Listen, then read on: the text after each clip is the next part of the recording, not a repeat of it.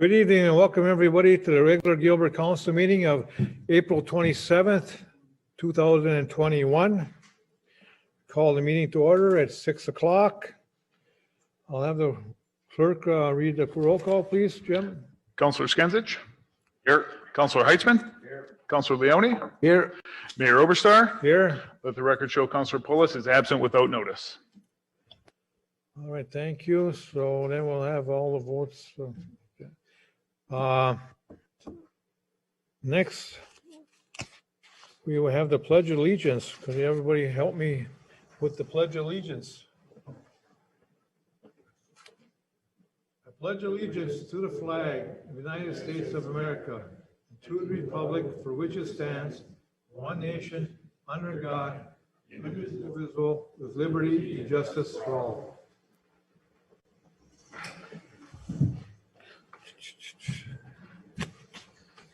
Okay, we got a lot of paperwork before us. We have additions to the agenda, correct? Correct, Mayor. That would be the Gilbert Fire Department is asking for approval for the following budget items, a total of $3,410.79. Hoses, boots, and some examination here. So add that to the agenda. Also add, I need to reappoint Joe Skofich to the Gilbert Housing and HRA Board, Redevelopment Authority Board, up above here for HRA. His term is expiring on May 8th, soon to be coming up here. So add those two, and then I'm going to ask the clerk. We didn't get no appointment requests for our Blight Committee people, That is correct, Mayor. and I kind of asked them to sign up yet, but okay. So we have only these two to add to the agenda. Well, I'm going to add one more instead of adding it on. I'll add it on this way. And that is the counselors. The class, Evelyn Gilbert class, would like to put up those pictures up on the main street again like they did last year of the seniors. With that whole system on our light poles up until July 4th. They understand that. After that, to be gone. You know what I mean? But up until from now till July 4th anyway. Islands don't have any. Only in the middle here, you know what I mean? So I'm gonna add that on too, okay? Okay, to go through the whole process of all the paperwork that needs to be done for that, okay? So those three things, so everybody, clerk, you got that? I'm adding that, they called me on that. The banners, Evelyn Gilbert Senior Class picture banners to be placed on Main Street with all that proper paperwork. The fire, right? The fire department request and Joe Skofich appointment. Those are the three additions. Do I get a motion to add those? Make a motion for it.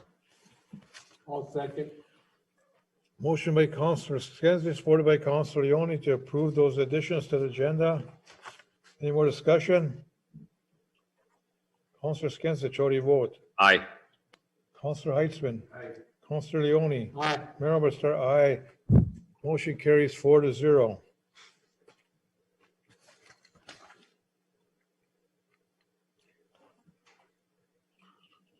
All right, at the top of the page here, our April 13th regular council meeting was canceled due to some COVID precautions.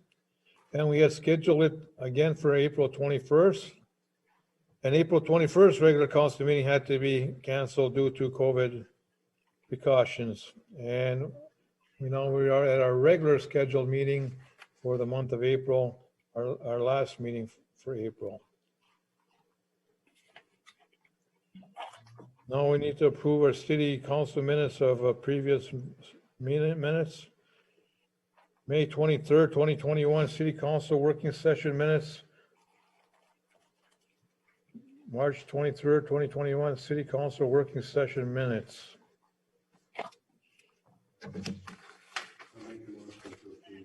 141st Street East.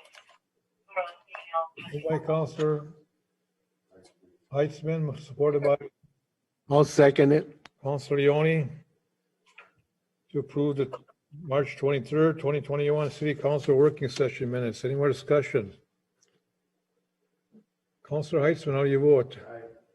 Councilor Leoni, Aye. Councilor Skinsich, Aye. Mayor Overstart, aye. Motion carries 4-0. Regular council meeting of March 23rd, 2021.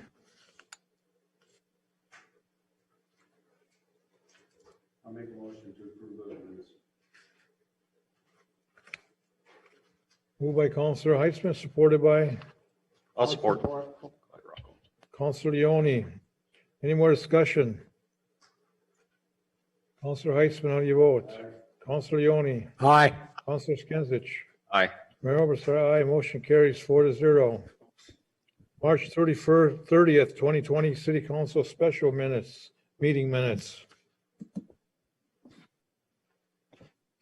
I'll make the motion to approve those as well. Councilor Heitzman motions, supported by I'll support. Councilor Leoni. Any more discussion? Councilor Heitzman, how do you vote? Councilor Leoni, Aye. Councilor Skinsich, Aye. Mayor Overstart, aye. Motion carries 4-0. All right, next we have public input. Anybody in the audience tonight have anything to discuss with the council?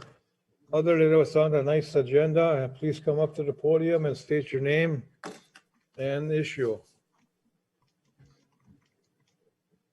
Name's Leo Skirvik, and I'm approaching the council as we do every year. It's just a question of what you want to do this year. It's that time of year where you start thinking about putting some flowers on the main street. But before we do, I'd like to ask the council or Jim or whoever if the cement will be poured in the boulevard on the south end of town. If it is, then I would recommend we probably go for about 11 out of the 17 for the flowers down there, because on that end, they'll be working on it. So I would recommend not to do that this year because they'll be working on it. But the south end is ready to do. And I would recommend to the council that we go ahead and put the flower pots up if the cement is poured. And maybe John can help us with that. What do you think? Leo, Will that be done? I'll give you, the answer to that is yes, the cement will be poured. We just did a walking tour down there. We can, Sam suggests we do the flowers in the pot. We'll put them on the other boulevards up. South side. And yeah. then bring them back over there once it's poured. Okay. I Okay? just was wondering if the council would see fit to allocate some money for that. I don't know. I think we went up to about, I think we were under $500 last year. And I would ask for some volunteers to help with that because my wife would like to resign from that. It's time. So if you can get somebody else interested, that would be helpful. I'm still willing to do it. It takes about an hour and a half to put them up, plant them and stuff, but I'd like to see some new blood. I hear two things there. You're seeking new Help. on this. Couple of ladies, if we could. and you somewhere. and your wife are willing to help this person No, this year? she'd like to back off, but I'm still interested to do it as long as we can. Usually we buy the flowers. I keep them in my garage until it's time to put them out because the weather is flexible. We usually put them up just around Memorial Day, not any sooner because of frost warnings. And then the other thing that I have to ask is, and I don't know where we're at with that, is for Memorial Day services up at the cemetery. That's still kind of up in the air. We're trying to button that down. I was asked a couple of questions and I'd like to see some input from the council on that. Okay. Well. I First, the question is for some funds for the flowers. No, council city's been allocated 500 bucks a year for flowers, and it's hit around 350, 400. Somewhere So there. I'm asking the council to go ahead and allocate up to 500 bucks for Leo and his wife to buy. Appreciate it. I'll support it. Moved by Councillor Heitzman, supported by Councillor Skinsich. Any more discussion? Councillor Heitzman, how do you vote?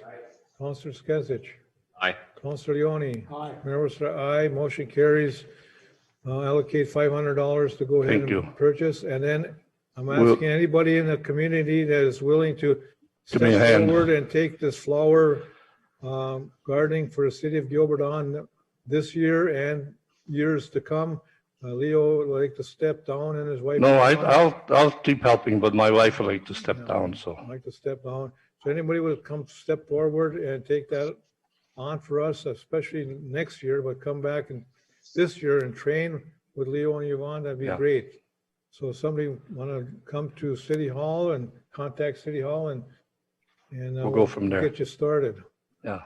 Then the other thing is it's a mission. I don't know where the project is for Memorial Day services up at the cemetery this year, but I'm suspecting we'll probably have it. That's kind of up in the air, but we're trying to get back to normal. Well, And the only thing involved is we usually do the printing of the flyers through City Hall. And that's been done for years and years, and I appreciate that. Thank you. yeah. Thank you, Leo.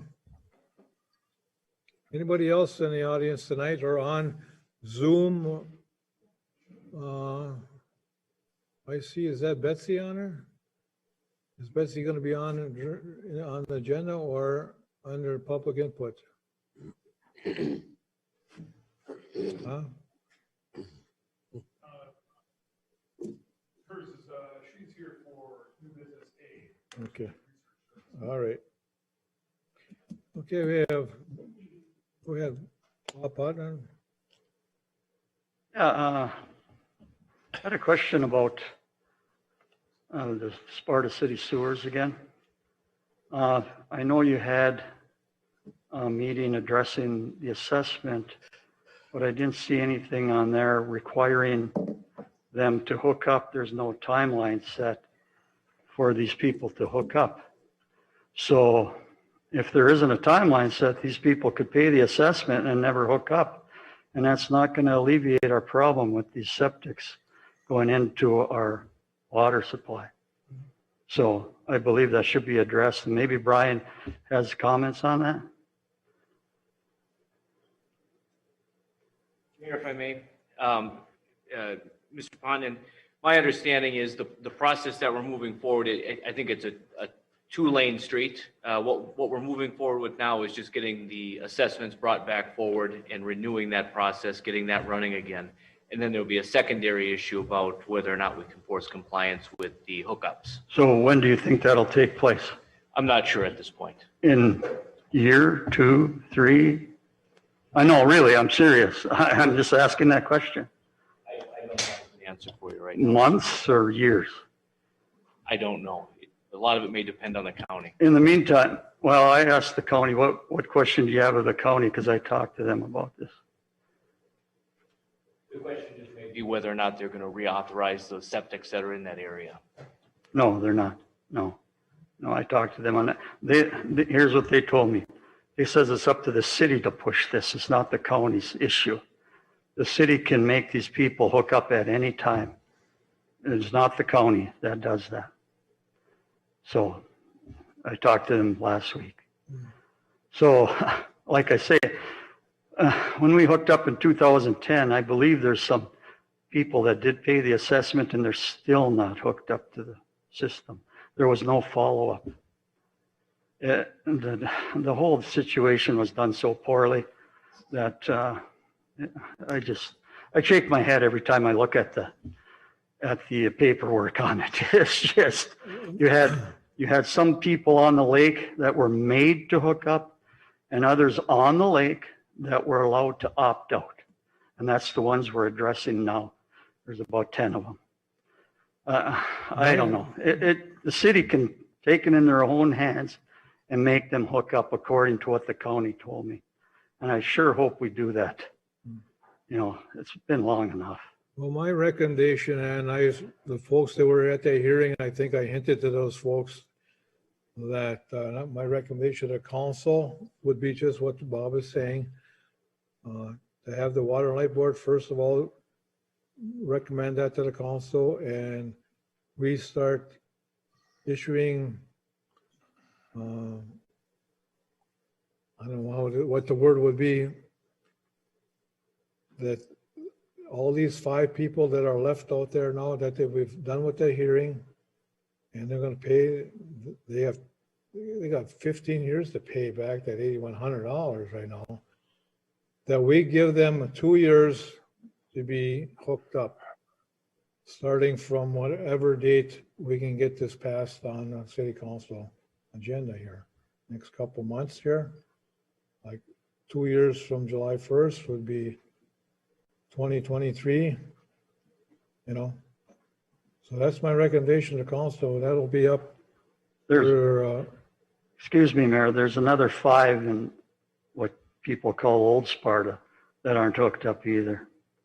And that they could be polluting just as well as the ones on the shoreline. Well, everybody would be included in this thing. Right. Everybody needs to be hooked up to the city line by 2023, July 1st is my recommendation. And I've asked the clerk and everybody, Water and Light Board, to get that ready to go and on the tables for a vote between May and June here. Right. I hope these people hook up sooner than that also, because I know it's a small amounts that's going into our well water, but it is going into our well water, and it just isn't something that people even want to think We of. also need to tell those folks there is money available for help, Right. Yeah. for the contractor's help. There's a fund, what was the gentleman that was here again? Mike Strodeman, and he identified a competitive grant program that the city, that the state has. Yeah, that could help these folks that need help. I believe that was only for the assessment, or No? was it for the hookup and not the assessment? It was for the hookup and not the assessment. That is correct. So Yep. there's $10,000 every year available, so. Right. Yeah, that's what my recommendation is. This has to be done. It's already 10 years overdue. And I think we're gonna get this on the floor for July meeting. So we can, or June, end of June meeting. So we can get this thing started. And Water and Light Board, you're gonna take that back to them? Yes. Thank Okay. you for that, because it's gone on long enough, you Yeah. know. And I just had one other thing. You know, I've been member of the committee. I've attended these school meetings, you know, as a committee member, I guess. If you're there, you're on the committee. But I'm having a hard time understanding the wisdom of spending $14,000 for surveys to ask taxpayers what to do with the school. Can someone help me understand this? Well, number one, we haven't got to that part yet, and that's on the agenda here. And number two, my wisdom on that would tell you that $14,000, we want to inform the public with all the data we can to make a good decision. And this individual will give us that data. He's done it before, selling the school to the 3 towns here. And people need data, need professional data. That $14,000, I recommend the council is going to come out of a different fund, but we're going to recoup that money one way or the other. City of Gilbert is going to get all of that property, or some buildings, or no buildings, or at least the property. And City of Gilbert is going to recoup that money in the long run, somewhere down the road, all back someday. So please, no, you talk at the podium here. Please, this is not a barn.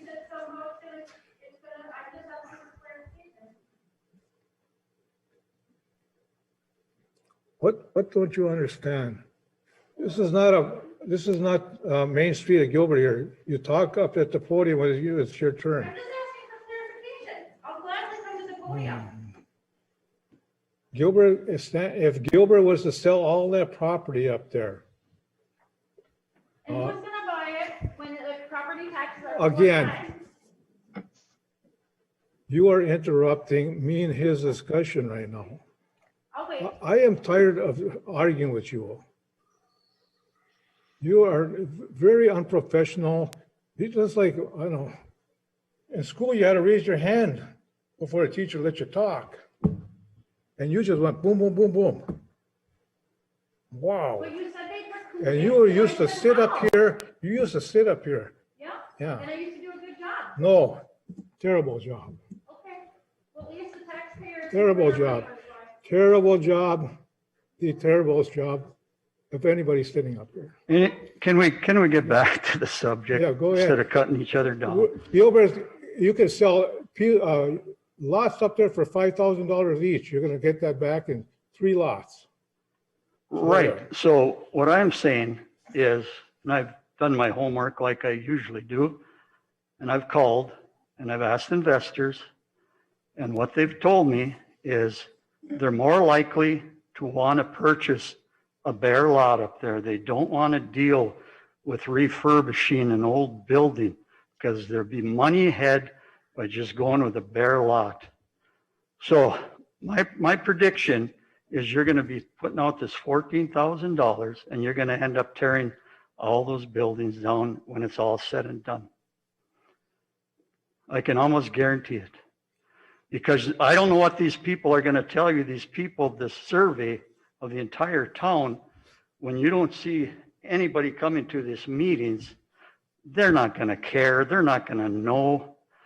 Half the people, they have no connection to the school in town anymore. I just believe we're wasting our money. I'm not gonna take the comments of a handful of people. We are gonna get the majority of the city of people of Gilbert to answer these questions. They're gonna get the data from they can attend those meetings. They could fill up the room up there. But they That's don't. fine. But they We're don't. gonna, this survey is gonna go out sometime in August or another one. It's in supposed to go in October. May already. And we're gonna get that survey back and we're gonna get a big part of Gilbert answers. You know, Carl, I'd love to Let's- say that's true, but you know, I've been in this town my whole life and I've seen how much people spend, how much time they put into this city. They won't volunteer for anything. We're lucky. We got more people here in this meeting than I've seen in a long time. And that's been the case for years, Carl. Nobody wants to get involved in this town. They're really not going to want to get involved in the school if history teaches you anything. It's just a shame where this town has gone. There is nobody that volunteers for anything anymore. When we had the Blue Line Club 30 years ago, this town was active. It was alive. This town is dying. And it shows by the participation of the citizens. They just don't care. I believe the people will fill out those surveys and we'll get that paperwork back. I hope you're right. I'm done. I've said my piece, and I think we're just throwing away $14,000. All right, thank you. All right, who's next? Beth Milos. I guess I don't necessarily have an issue with the spending of the $14,000. I think that it's a good idea to get people's information. It's being transparent. You're looking at other options, and I completely understand that. And I understand that it takes money to do those things. My only concern is that when you give people, we have to make sure they get all the information. And the thing that they need to realize is it's going to be very, very expensive to recoup or to rehabilitate even one of those buildings. And we know that. You don't need to know. I mean, we know that. We have to have a definite plan on where, A, you're going to get the money, and B, what it's going to be used for. And I just want you guys to keep that in mind, that I personally think the building should be torn down. I think that we should give a chunk of that property to an investor. There's multiple investors out of the cities that are looking to build veterans homes and nursing homes. I think it'd be really a smart idea to start lobbying for that. And on the back side of the building, through a nice residential cul-de-sac, you have a nice one-story veterans home or a one-story nursing home. The closest veterans home is Silver Bay. I think that it would be something that would be a good tax base for the city. And then it also provides something to the citizens of Gilbert. And then it's also when people come to visit, or it's also something that we could bring people to town. I did make a few phone calls, and a majority of them said they want to build their own facility, especially the way the requirements are now. They don't do second stories anymore because of elevators, because of issues, because of cost. So just keeping that in mind, that it's tough when you have to spend the money, but I understand. But I really think we should be putting these pieces of property up and contacting investors to be building things like that. And that's the thing, like Bob's right, 100%. Everybody I've talked to, they want land and they want to build it the way they want to build it. They don't want to rehab. Typically rehab is twice as much as it is building brand new. So just putting my 2 cents in there. Well, Thank thank you. And I think those comments will be, the people who attend these meetings can have Betsy and Carl put that down in the survey, just as you stated. These are your options. Which ones do you like to see? And then we'll get those surveys back. I just want to clarify one thing that she said about these government, if you got a veterans home or anything, any government building, there is no tax base. We get no taxes from them. I think people misunderstand that. You get a government building up there, we will get no tax base. But if you do a privately owned. Oh, if it's privately owned for profit, yes. Yeah, But not a veterans home or no other government building is going to give us any tax base. And speaking about tax base, we lost $10,000 in our net tax capacity. And that's why if you look on your taxes, you're going to see that your taxes, even with a zero levy increase, your taxes increased by 3.7%. Because we lost $10,000 of net tax capacity. So if you get a building up there, a government building, you're not going to add anything to our net tax capacity. So that's all I have to say. Thank you for listening. And that kind of information should go into the survey that is sent out, so. Well, right, yeah, but people should know all this, and it's too hard to explain to everybody on a survey, all these ins and outs of what's going on. I think that the folks that are up there and the Betsy and her Carl will have a newsletter going out to the community too. Not just a survey, a newsletter of all the dealings that have been going on up there, all the meetings, all the talk that's been talked about. The only reason it's just that $14,000. I'm just so budget conscious, and I've been for the last 7 years, and that's why I have to speak up. I just can't keep it to myself. So thank you for listening. Thank you. Thank you. Thank you. Thank you both for your comments. Anybody else? On phone or on Zoom, anybody else? Sandra? Okay. Moving to reports by the mayor and council. Well, councilors first. Councilor Skenzich. Nothing at this time. Okay, Councilor Heitzman.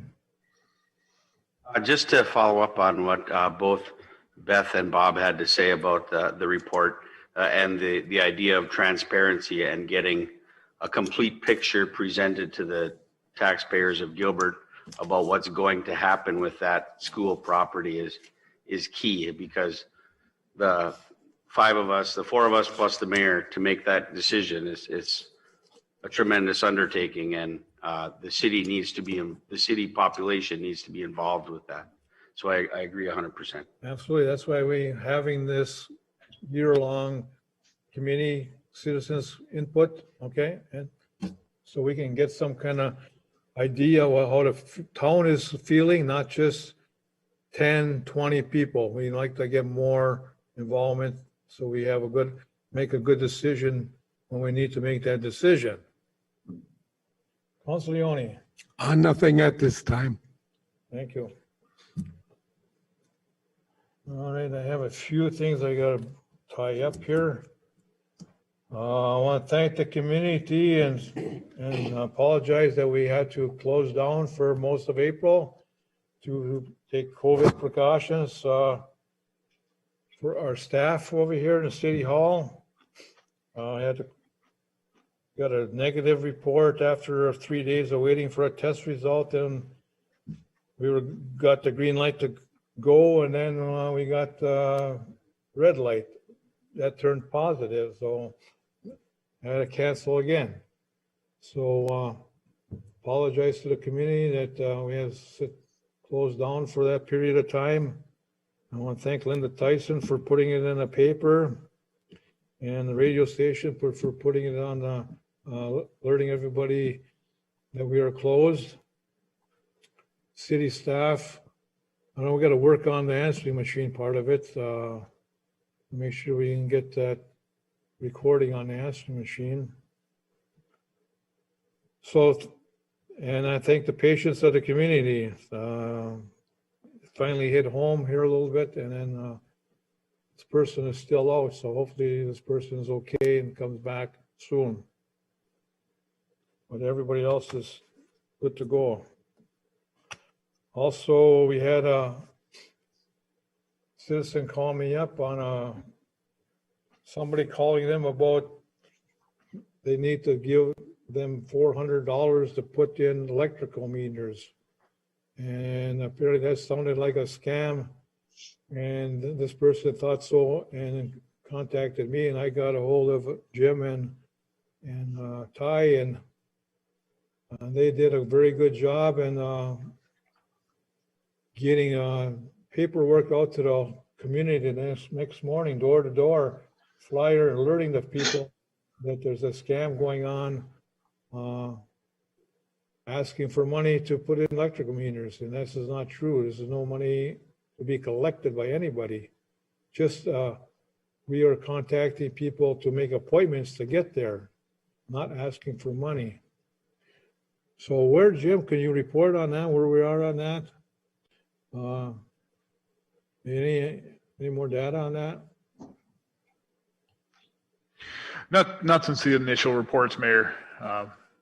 We had our systems looked at, and no apparent breach was made with our system. So we haven't had any reports besides what we had that first day. So we're still working with Ty on that. And do we know of any other citizens that have got this phone call? Just the few that had it on that first day. Okay, all right. So kind of like is done with, is stopped. It's been 6 days since we got that first phone call, and like I said, all those calls came on the same day. Nothing since. So we continue to monitor, and we continue to work with Ty on our next steps. So apparently everybody in town is alerted that it's a scam. Don't give your credit card number over the phone for anything city related. All right.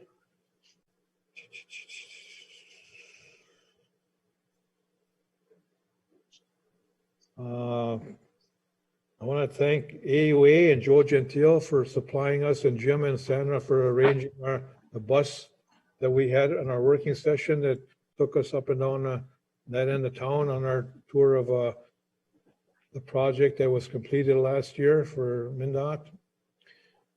Thanks for that bus, and thanks for Jim and Sandra for setting that up, and Joe Gentile at AUA.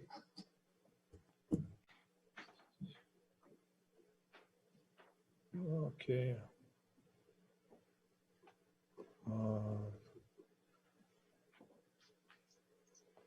Counselors, I would like to say Indiana Avenue. Getting, if you all look from Highway 35 coming in on Indiana Avenue, coming almost all the way down to Summit, maybe out farther, is in poor condition. So I think I would like to have a letter, a letter by this council that Jim can draft up and send to St. Louis County Commissioner, Mr. Nelson, for St. Louis County Road. To look at Indiana Avenue is in poor condition, and any major repairs is up to them. And hopefully they can put that on a ASAP list soon, or some list. It needs some attention. And I'd like the council to send this letter from Gilbert. Make a motion to have the city clerk draft a letter from the city council requesting the St. Louis County. I'll make that motion for you, Mr. Mayor. Okay. Councilor Skizich has light on. He's waiting for me to shut up. I'll support it. Okay. Motion by Councilor Heisman, supported by Councilor Skizich, to draft a letter to St. Louis County Commissioner Keith Nelson asking the St. Louis County to reevaluate the condition of Indiana Avenue. We seem to feel it's in poor condition and needs some attention. Any more discussion? Councilor Heisman, how you vote? Councilor Skizich? Aye. Councilor Leone? Aye. Mayor Oberstar, aye. Motion carries 4-0. And the next question is, Jim, when can we expect the food shelf and substation to be demolished? The old food shelf building, that we call the old food shelf building. I can follow up with the IRRB. Our application's in, and I haven't heard anything else. City engineer hasn't either, so I'll follow up with the IRRB, see where we are on that. Okay, I asked that because I see in Evelyn and I see in Virginia, there's some, I don't know if it is a IRRB or not, but there are demolitioning properties going on.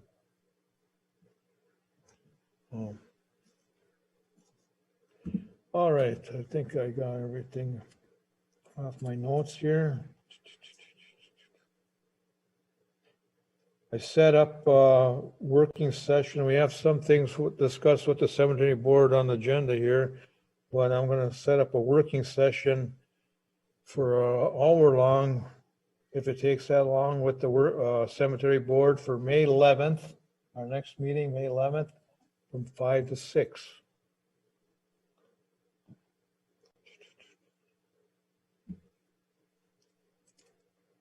All right.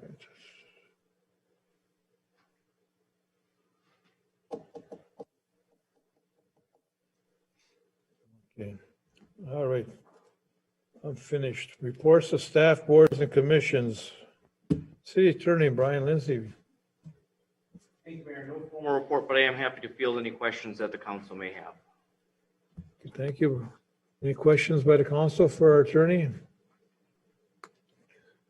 Oh, yeah, I missed that part. Thank you for, thank you, Councilor Heisman. First of all, anybody got any questions for our attorney?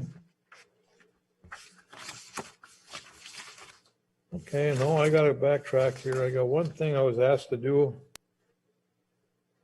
It's that vaccine clinic. I don't know, I got my 2 shots and I don't know about everybody else, and I would hope you did, but Scenic Rivers Clinics wants me to inform everybody.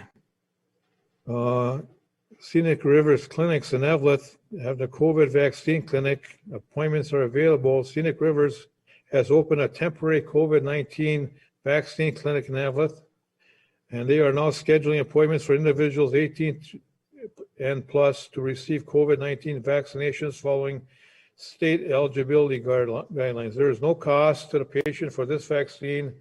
Please call the number below to schedule an appointment. Evelyn Vaccine Clinic, 239 McKinley Avenue, phone number 218-361-3300. That's 218-361-3300 in Evelyn, 239 McKinley Avenue. If you're looking for a place to get a shot, then there you are, folks.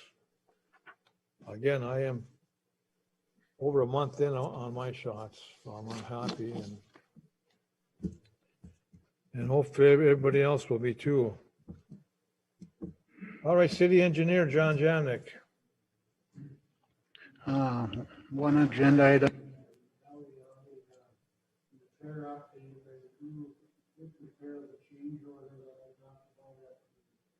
Earlier meeting to align the sanitary sewer on Florida Avenue.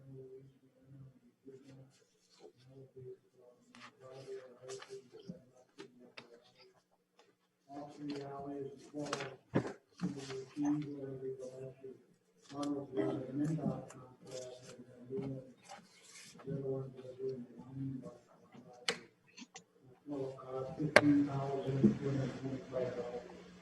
And that's what 435 feet of deep blocks of lining the existing sewer line. Questions or comments on that?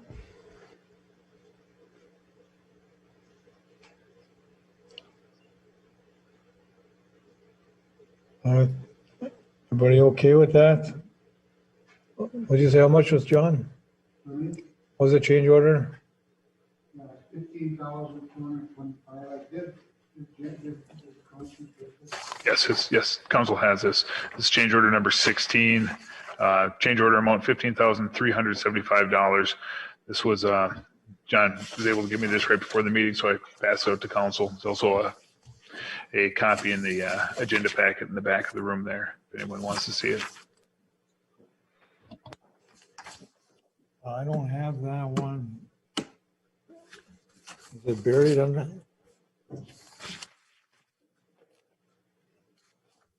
Oh, this one over here, I got it. When did you sneak this one over here? All right, I think we discussed that on a working session. I think now's the time to act on it.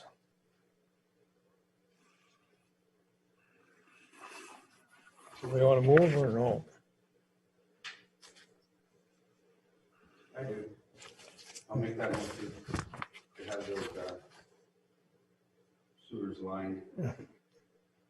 Motion by Councilor Heitzman to approve the change order of $15,225 for them 3 streets to be lined, supported by Councilor Leone. Any more discussion?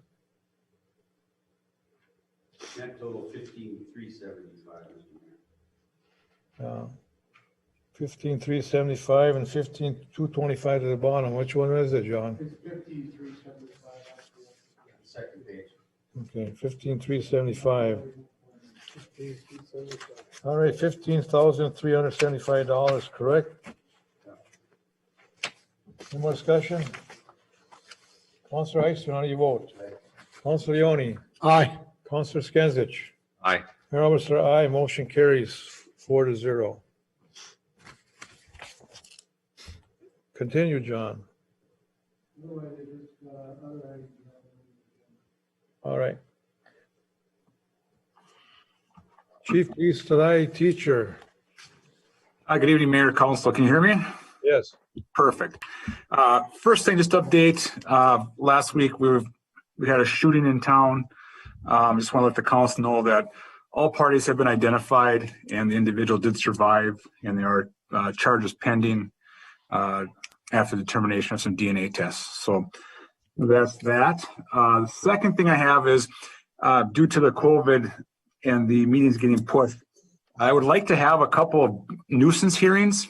We were going to originally schedule in this last council meeting, but due to the length of the, can you hear me? Cut out there, but. I'll be in a second. Yeah.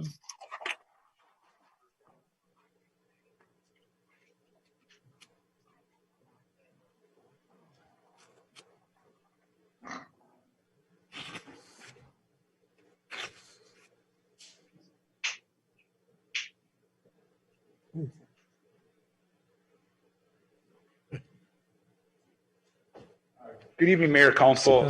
Sorry, I lost the internet in the office.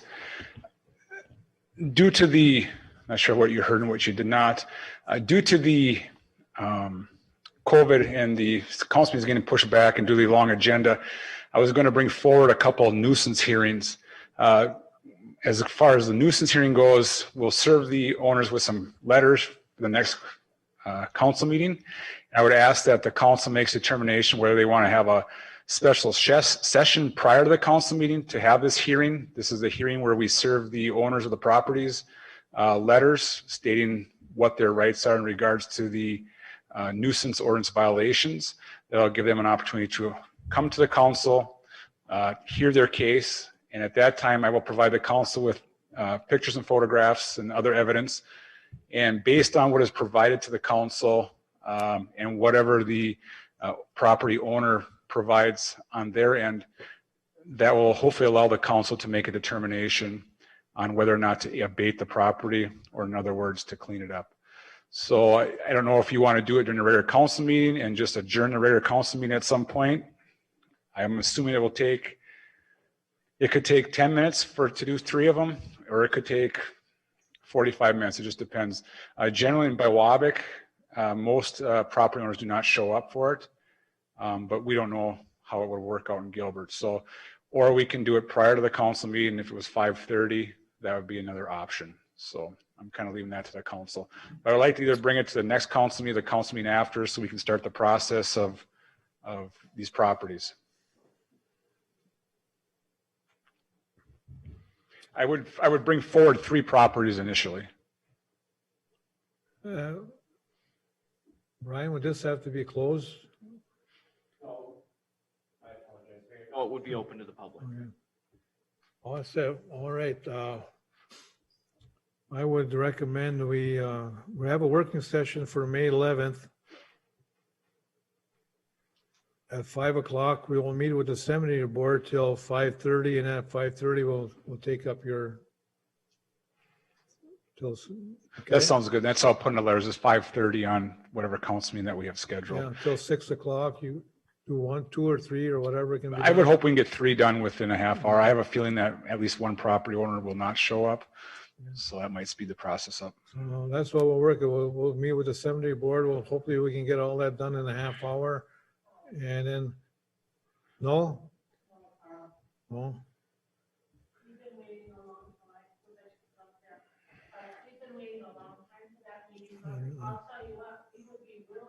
Okay. Yeah. Again, I'd have to ask you to come back up here, but okay, I can hear you. Only thing I can ask again is then May 4th, we have an open Tuesday if you want to do it then. Donna Sauter, Cemetery Board Chair. The May 11th really doesn't work too well for us anyway. We just found out about that tonight. Oh. So could we do a different night and Ty could have his night? Okay, see, that's good. That's good to hear. I didn't know, that's news. Well, one to of me. our board members is, who has a lot of input, would be out of town. I don't think anybody else has heard anything about it. So I know Mr. Kivela knows about it. That's the only one I know that knows. Well, can you get back to me when is a good date? Yes, but would you like, is it before a meeting all the time?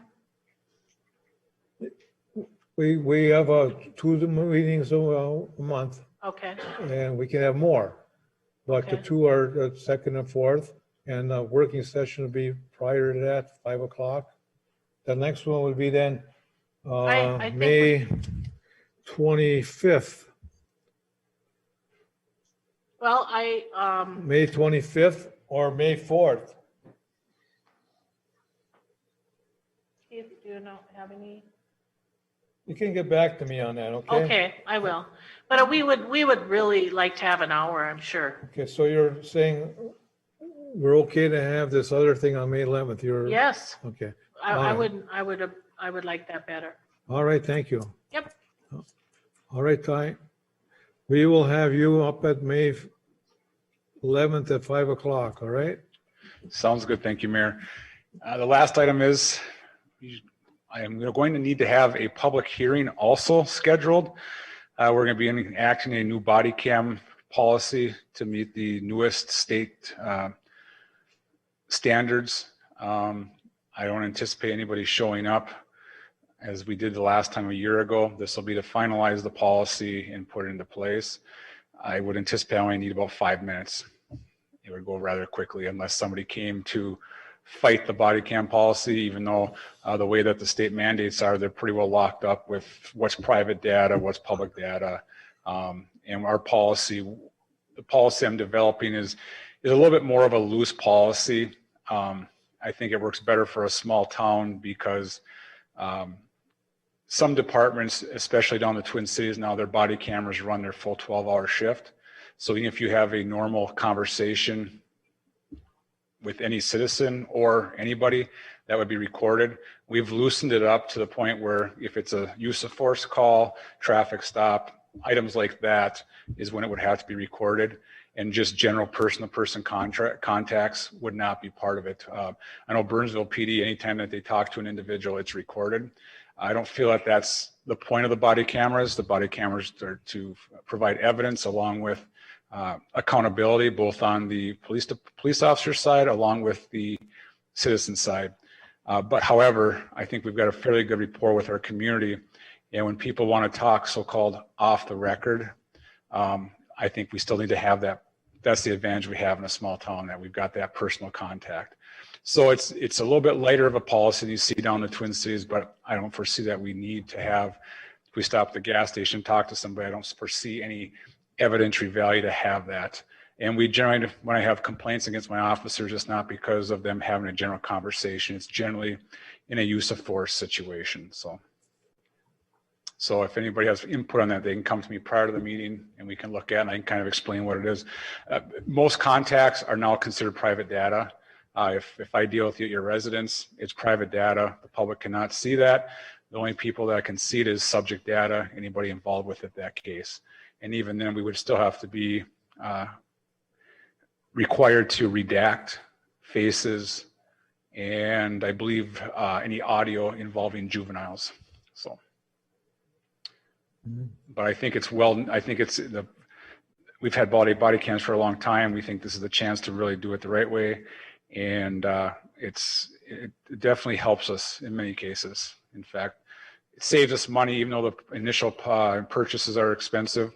I think it doesn't help Brian at all, but it definitely alleviates legal fees because everything's ran video there. So you're asking for? I need to have a public hearing, and it can be this council meeting or the next. If we want to do the May 2nd meeting, that's fine. I don't foresee anybody showing up to say why we don't need cameras or for or against. The last time nobody showed up, so I would imagine it only take 5 minutes.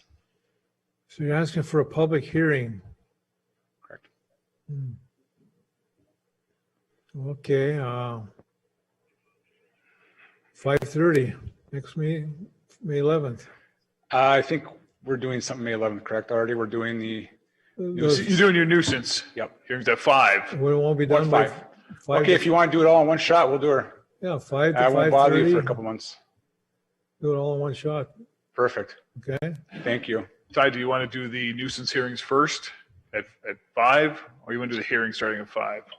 Let's do the hearing at 5, and we'll plan the other ones for 5:15. If we run behind, at least we follow the statute. Okay. So the public hearing, we're supposed to have at a certain time, and people have their chance to speak. So let's do that first.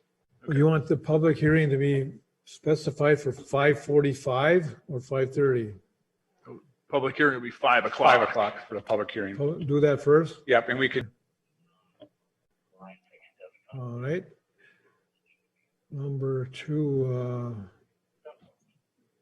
thank you for the scam alert that you jumped on right away and got that paperwork out and alerted all the folks.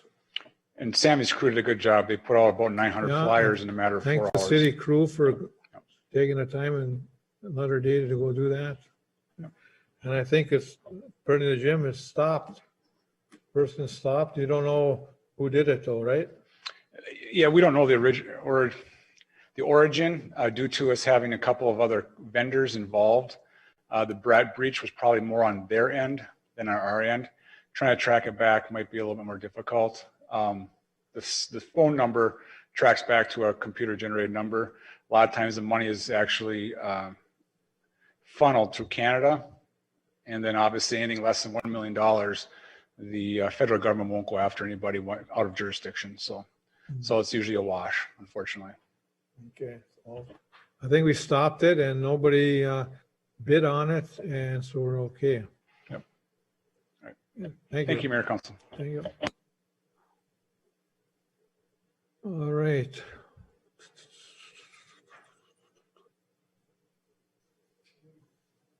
Public Works Director Sam Lotiger. Yes. First thing we got is alley pickup.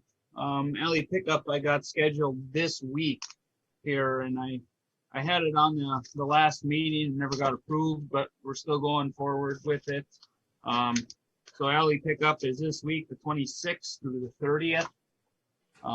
April that would be, and I'll run it a little bit longer. We usually do run a little bit longer into next week. Here and there where people got yard debris.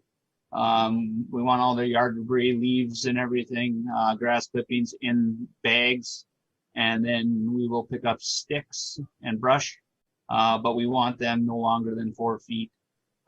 So I just was looking at, I don't know if we need a council approval for that, but we're doing it this week. So as we have in the past, every spring and fall. We need to formalize that date here, April 26th to April 30th. We pick up of brush, trees and leaves, etc. So if somebody wants to make a motion on that. I'll make that motion.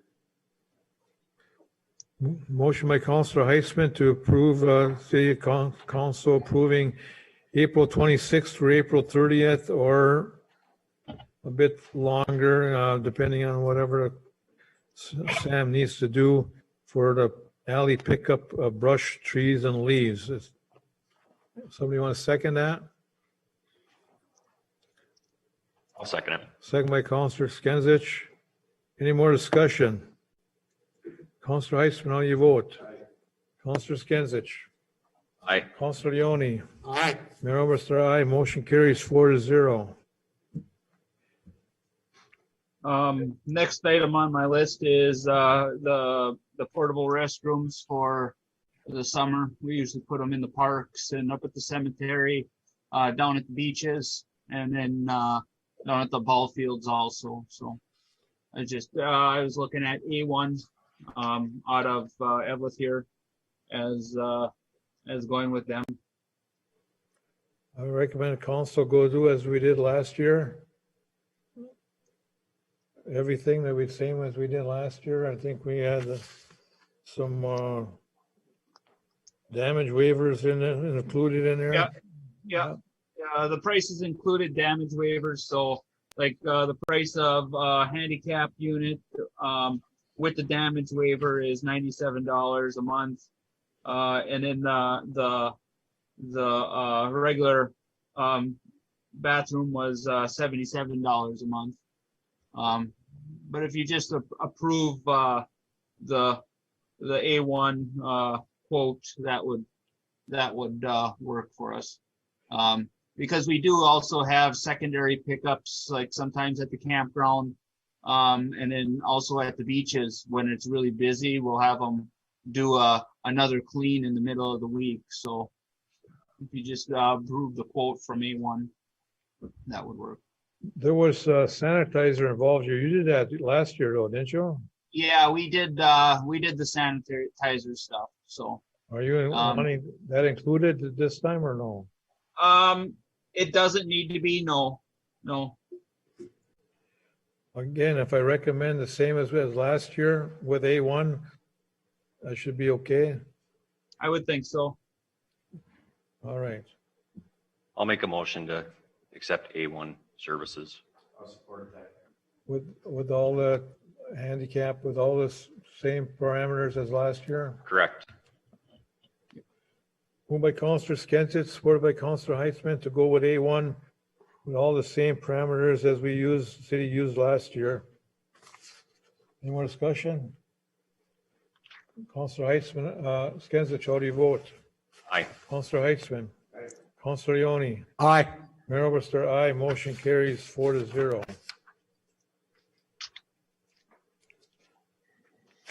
The next thing is sewer cleaning and jetting. It's been some time since I had some sewer cleaning done. It's just we were really busy with the sewer plant, Main Street project, stuff like that over the last probably 3 or 4 years.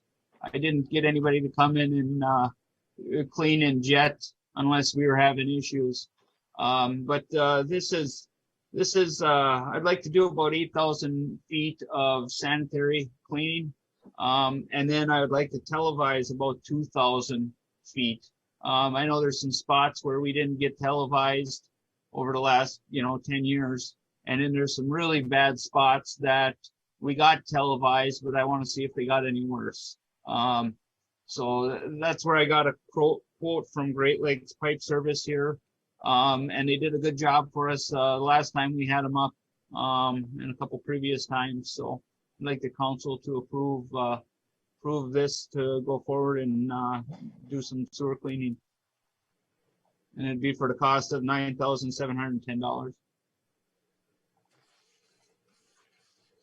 I'm okay with this. So I got a question. We okayed somewhere this last winter, $20,000 to do the main line. Where are we at with that? Well, from what I remember at that meeting, we tabled it. You guys didn't approve nothing. John got the prices, but I thought it was tabled. Oh, it was never tabled. It was approved for $20,000 something. I don't remember that. No. That would have been John, I guess. I know that was, I remember getting the quotes. I don't know what.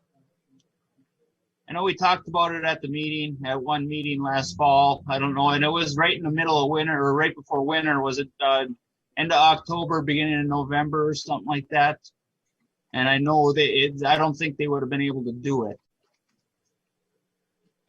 But that was for that whole back road lower line from Kansas Avenue all the way down to the sewer plant. Correct. Yep.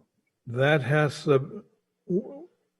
was priority, and then I'm okay with this 9,710, but we need to do them both. I'm pretty sure we okayed that $20,000. We could revisit it for the next meeting and get some information. I'll work with John on it, and we could find out what was approved and what wasn't and bring it up at the next meeting. All right, so we'll tackle this one first, but you look back, you'll see that motion was made and carried. All right. So everybody okay with this? This is gonna take care of some of the backup sewer that we had with tree roots and stuff? Yes, yep. Okay. And then they give a pretty good report on deteriorated manholes and whatnot also.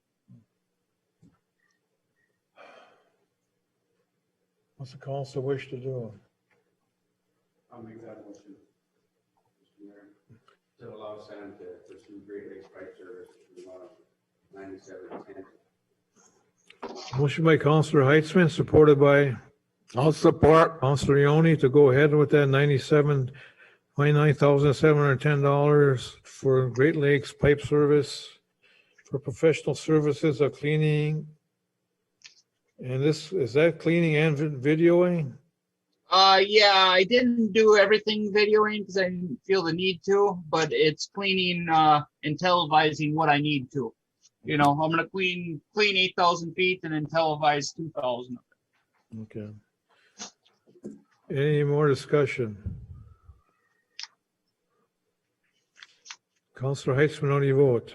Councilor Ioni? Aye. Councilor Skinsich? Aye. Mayor Oberstar, aye. Motion carries 4-0.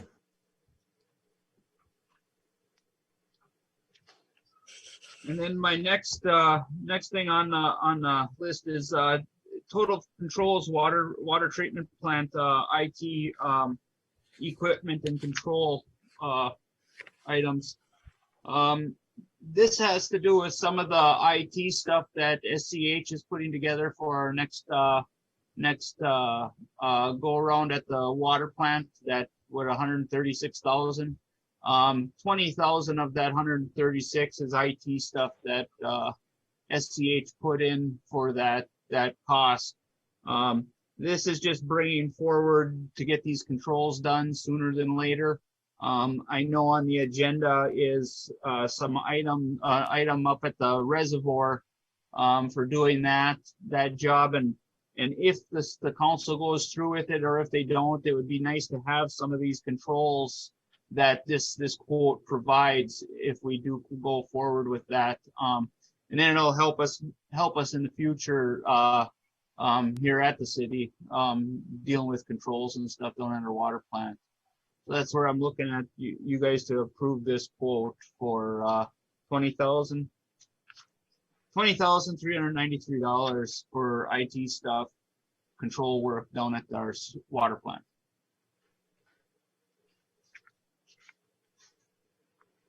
Okay, I'm okay with it. Counselor, how do you like to proceed?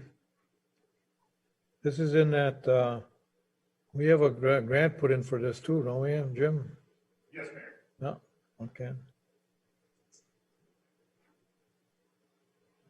I'll make a motion for it. Go for total control systems. Moved by Counselor Skinsich, supported by Counselor Heitzman to approve the $20,393 for the IT work, the wastewater treatment plant. Any more discussion? Counselor Skinsich, how do you vote? Aye. Counselor Heitzman. Counselor Leone. Aye. Mayor Oberstar, aye. Motion carries 4-0. Come on, Mayor. Thank you. I got two other items here that aren't on my list that I wanted to bring up. I have the option to buy. I'd like to buy 40 dumpsters. The city of Chisholm is currently upgrading their garbage system, and they are selling some dumpsters up there. And the city of Gilbert's in need of some 90-gallon dumpsters.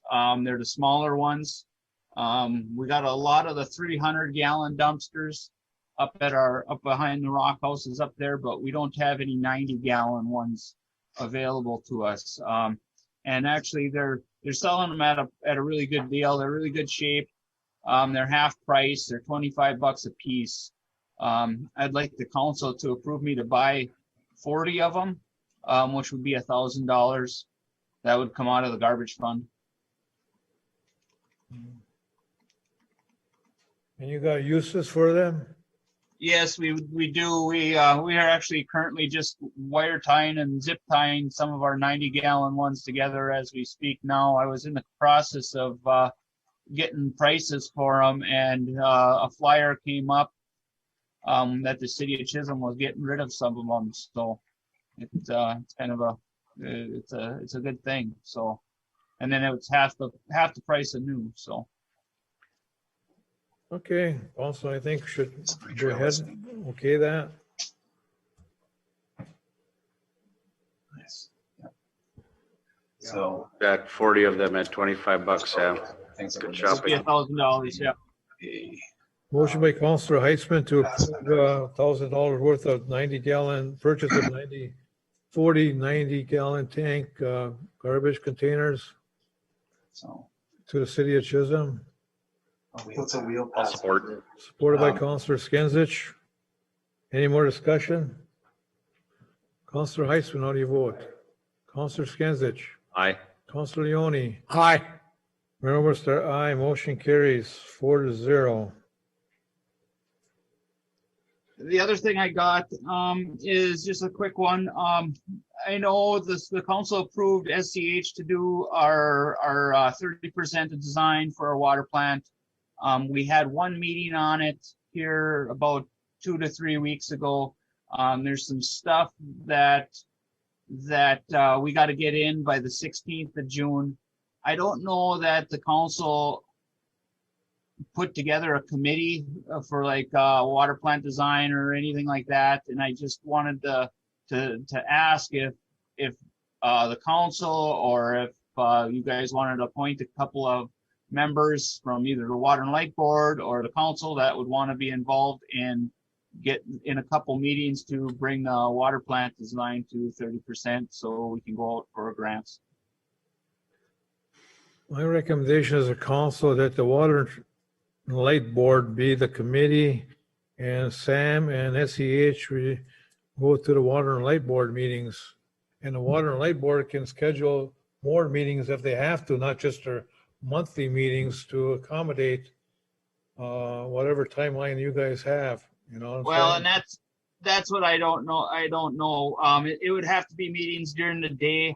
It's the best. That's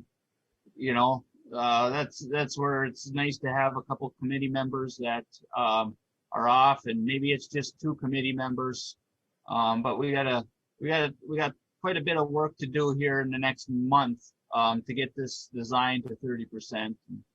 I was just, hoping to get, then we don't have to post it or nothing. It's just a couple committee members.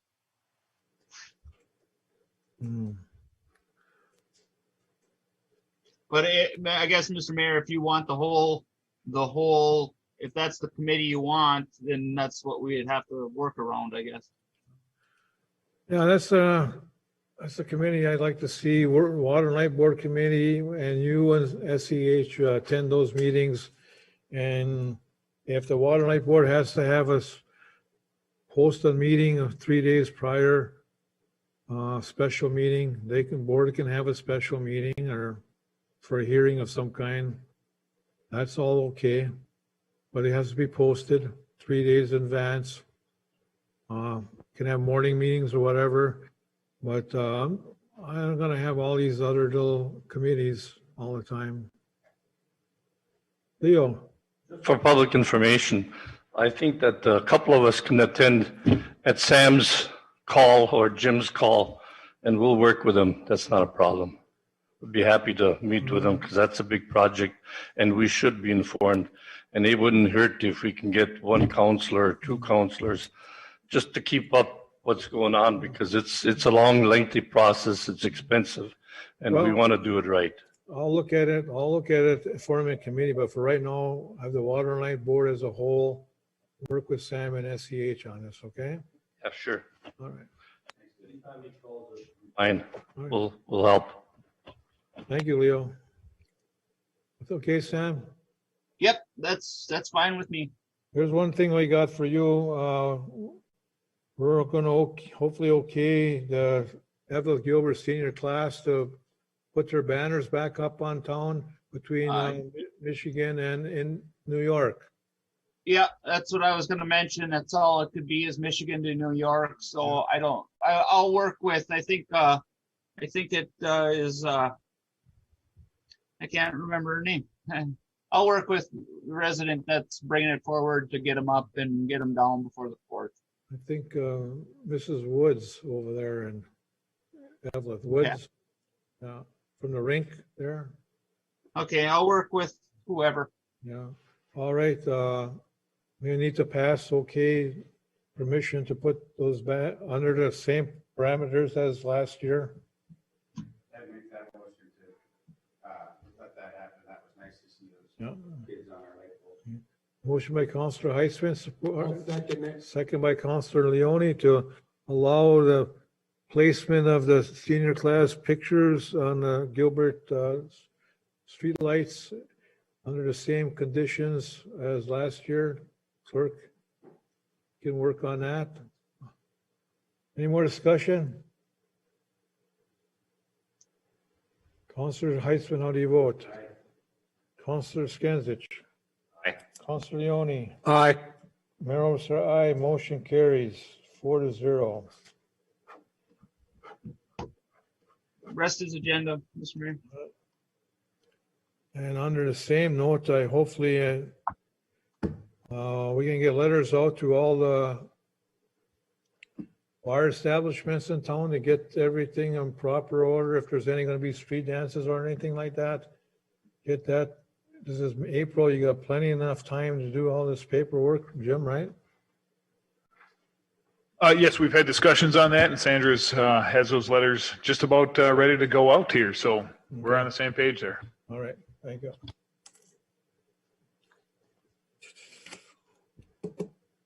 Library director, Sue's absent with notice this evening. Correct, Sandra? Yes, that's right. So maybe, Mayor, at this time, we can introduce Wendy Flanagan, the campground manager, correct. since we don't have Sue. Yes, I'd like to introduce Wendy Flanagan. Come to the podium, ma'am. This is our new campground manager, city council, folks in town. Hello, everyone. Put that down. Oh. Bend that over. So good. All right, welcome and nice to meet you. Good to be here. Yeah. I'm looking forward to a wonderful summer. Okay. And you're ready to go May 1st? Actually, on the 30th. 30th? April 30th. Yeah, Wendy's done a real nice job. She's been on board for a couple of weeks. She's jumped right in, and she's got the campground, the guests we have coming up starting April 30th, which is a couple weeks earlier than we normally open, but we did have the reservations out there, so we wanted to honor them for our guests. And Wendy's done a real nice job getting everything ready over there, and she's got her work cut out for her this week still, but she's been a welcome addition. Thank you. I know you don't have much to report at this time until the next meeting. We welcome you and we wish you good luck and thank you for applying and being of our director for our campground this year. All right. And if you need our help, please contact us. I will. All right. Nice to meet you.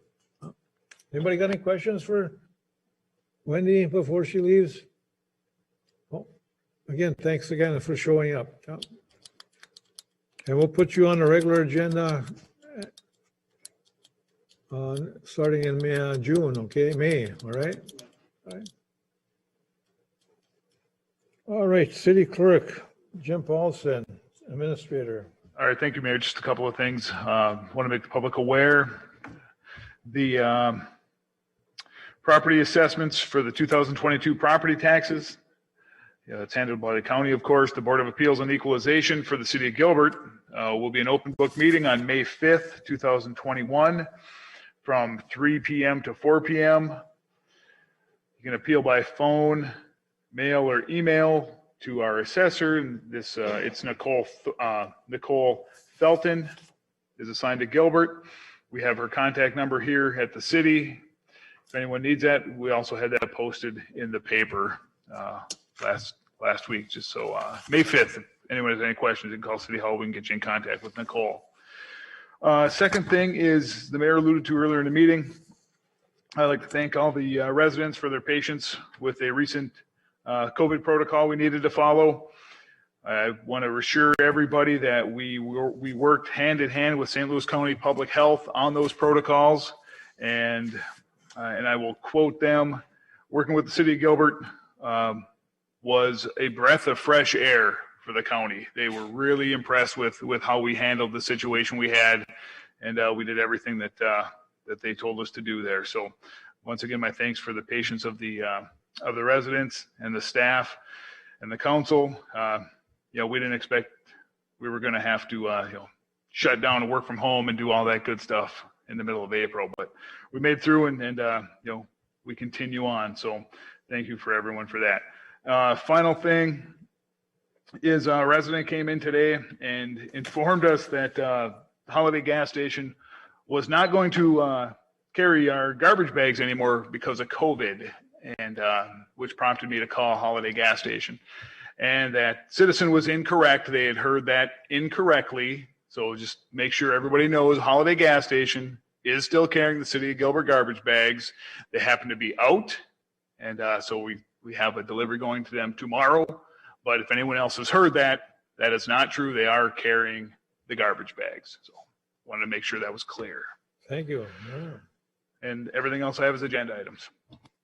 All right, thank you. Anybody on the council have questions for Jim?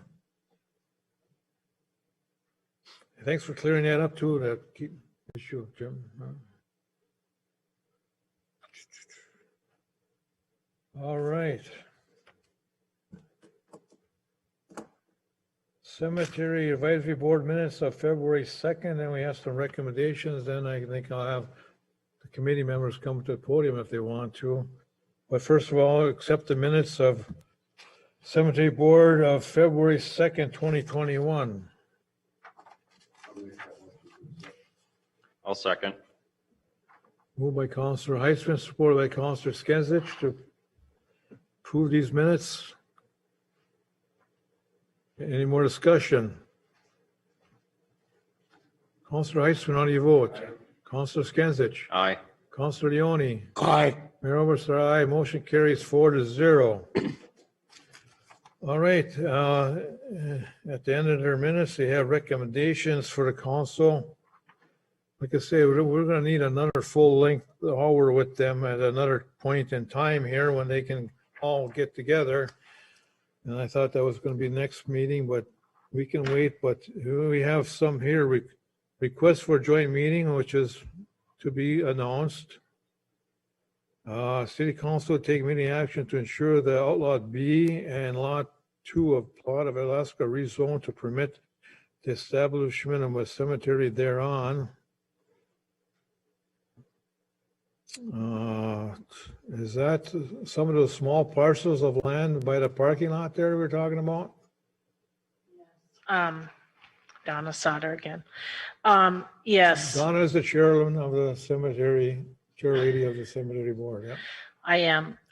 Bob was unable to join us tonight, and these recommendations came directly from him. Where we did talk about it at the meeting, but I was hoping that he would be here to help me kind of explain why.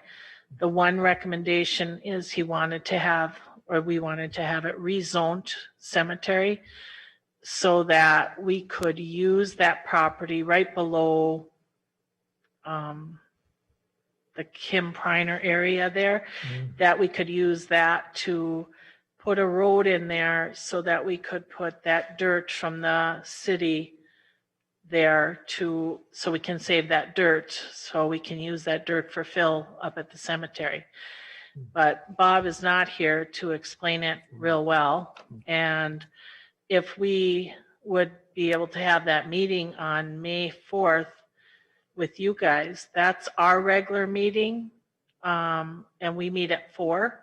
So to meet with you at 5 would be great. And then we could actually be able to visit with the council and see how everybody feels about where we're going with this cemetery, We have lots of questions, and we would really feel comfortable meeting with the council. And then we could make this recommendation next time. And Bob would be at the meeting also. He knows zoning, and we have a map. I have a map here of the area, but I have to say I was hoping he'd be here to help me explain things a little bit better. May 4th? May 4th is our next meeting. I believe that's Tuesday, and we meet at 4, I believe. And then if you guys could come at 5 before your meeting, then we could have our work meeting then, if that would work for everybody. Because I know we'll be at our meeting. Well, number one, May 4th is not a meeting date for us at all. Oh, it isn't? Oh, I'm sorry. We don't have a meeting that day at all. I thought you offered me May 4th before, so that's why I went with that. We would have to have a working session. We could address that tonight. Okay. And I have other meeting at 5, but I can work around that. But Councilor, you okay? Everybody okay for May 4th at 5? Huh? Or 5 or 6, or which one? 5. That means Leo has to run my other meeting then, because I won't be there. He's vice president of the other one, right? I have a KSKJ Lodge meeting, which I'm president.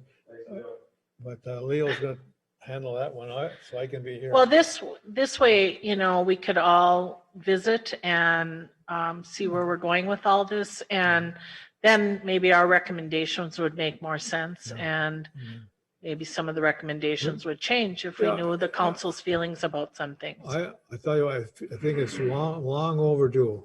Yes. It's long overdue. We need to sit down as both of us, the council and the committee, hash this thing out and get That would this, be wonderful. get the cemetery going. Yeah, and a working session for 5 o'clock, May 4th, all right? Okay, perfect. All right. Thank you. And we'll take up these other things at that time too. Okay, thank you. All right?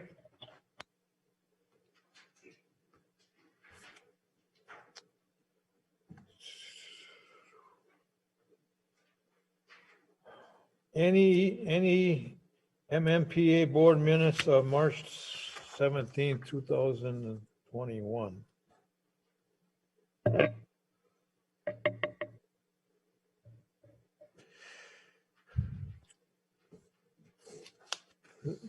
We're gonna get back at, this is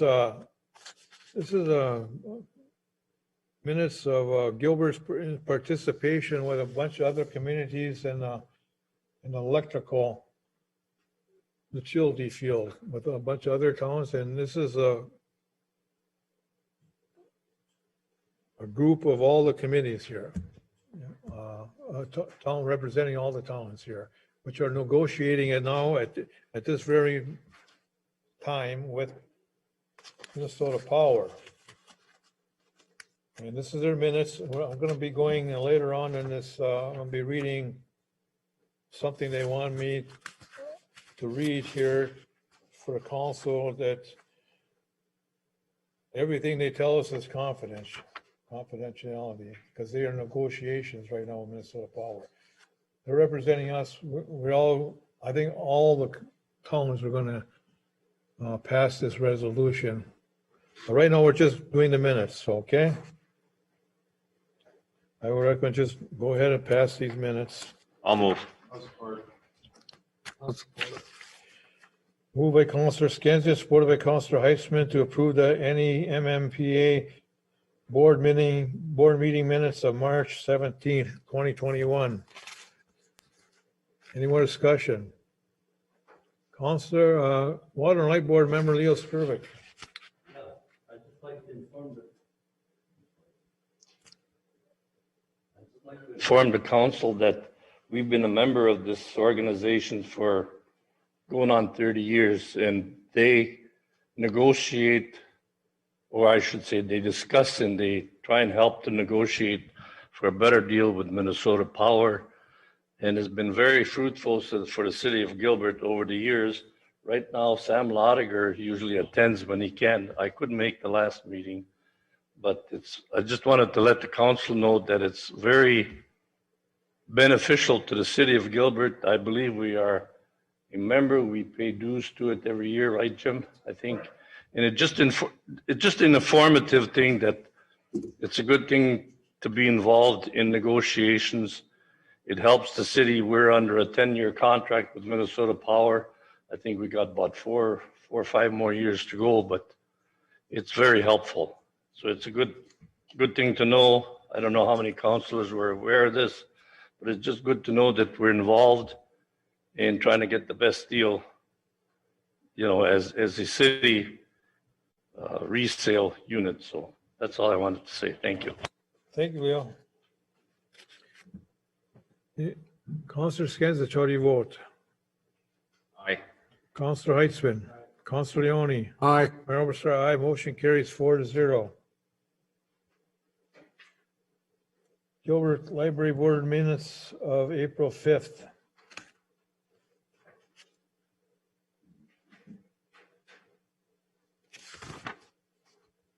I'll make a motion. Moved by Councilor Skinsich, supported by Councilor Leone, to pass these minutes of the Library Board of April 5th, 2021. Any more discussion? Councilor Skinsich. Aye. Councilor Heitzman. Councilor Leone. Aye. Mayor Oberstar, aye. Motion carries 4-0. Planning and Zoning Commission minutes of February 1st, 2021.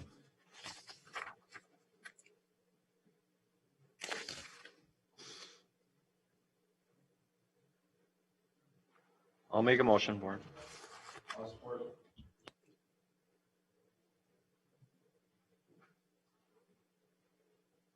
Moved by Counselor Skensich, supported by Counselor Heitzman, to approve the planning and zoning minutes of February 1st. Any more discussion? Counselor Skensich. Aye.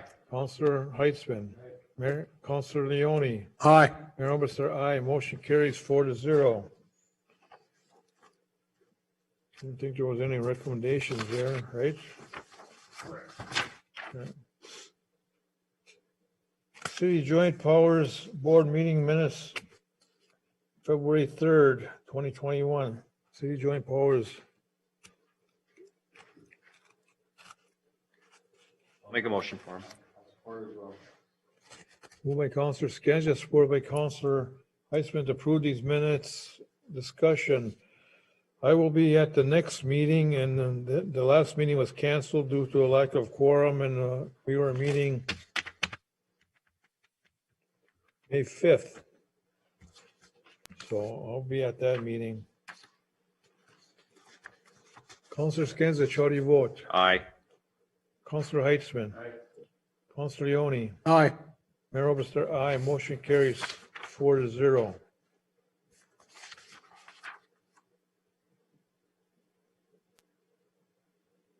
Quad City Joint Powers Board special meeting minutes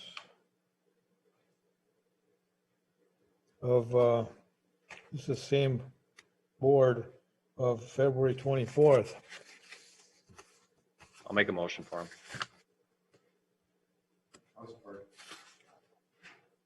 Moved by Counselor Skensich, supported by Counselor Heitzman. Any more discussion? Counselor Skensich, how do you vote? Aye. Counselor Heitzman. Counselor Leone. Aye. Mayor Oberstar, aye. Motion carries 4-0. Evelyn Vale Gilbert School District Joint Powers Rec Board minutes of April 14th, 2021.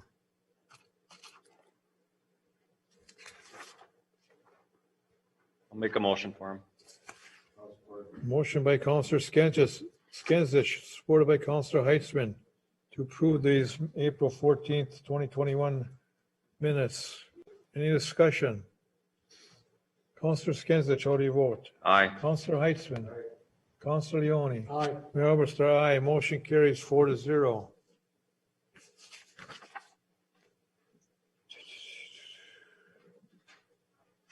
We have some old business. Wastewater treatment plant update. We have anything now update there? We've been, we got lots to update, but I guess, it's been running so. We had, a couple of one old Vivo guy come up, and help us out on an acid clean. We tried a different acid clean here, last week.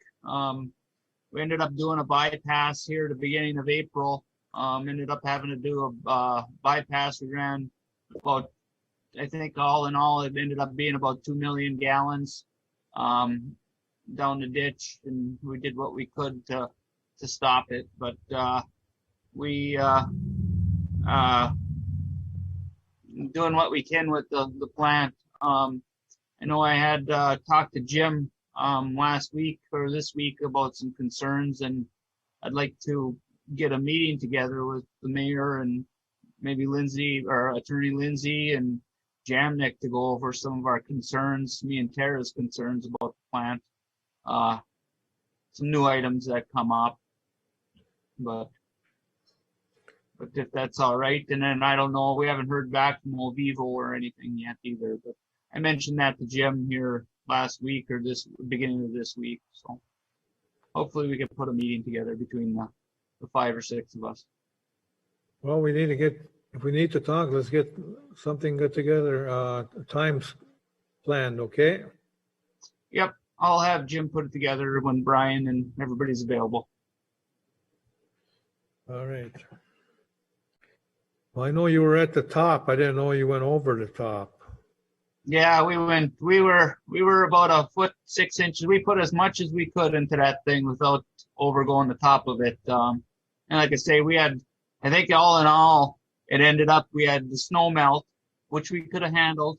But we had, I think it ended up being 3 inches of rain that week, you know, so it was quite a bit of rain, but, we did what we could, you know, and remember when we're still only at 50% design capacity, you know, of what we should have had, you know, if we would have had that 691, we would have been able to handle it, but we're not. We're at what 60% of what they designed. So that's part of the issue.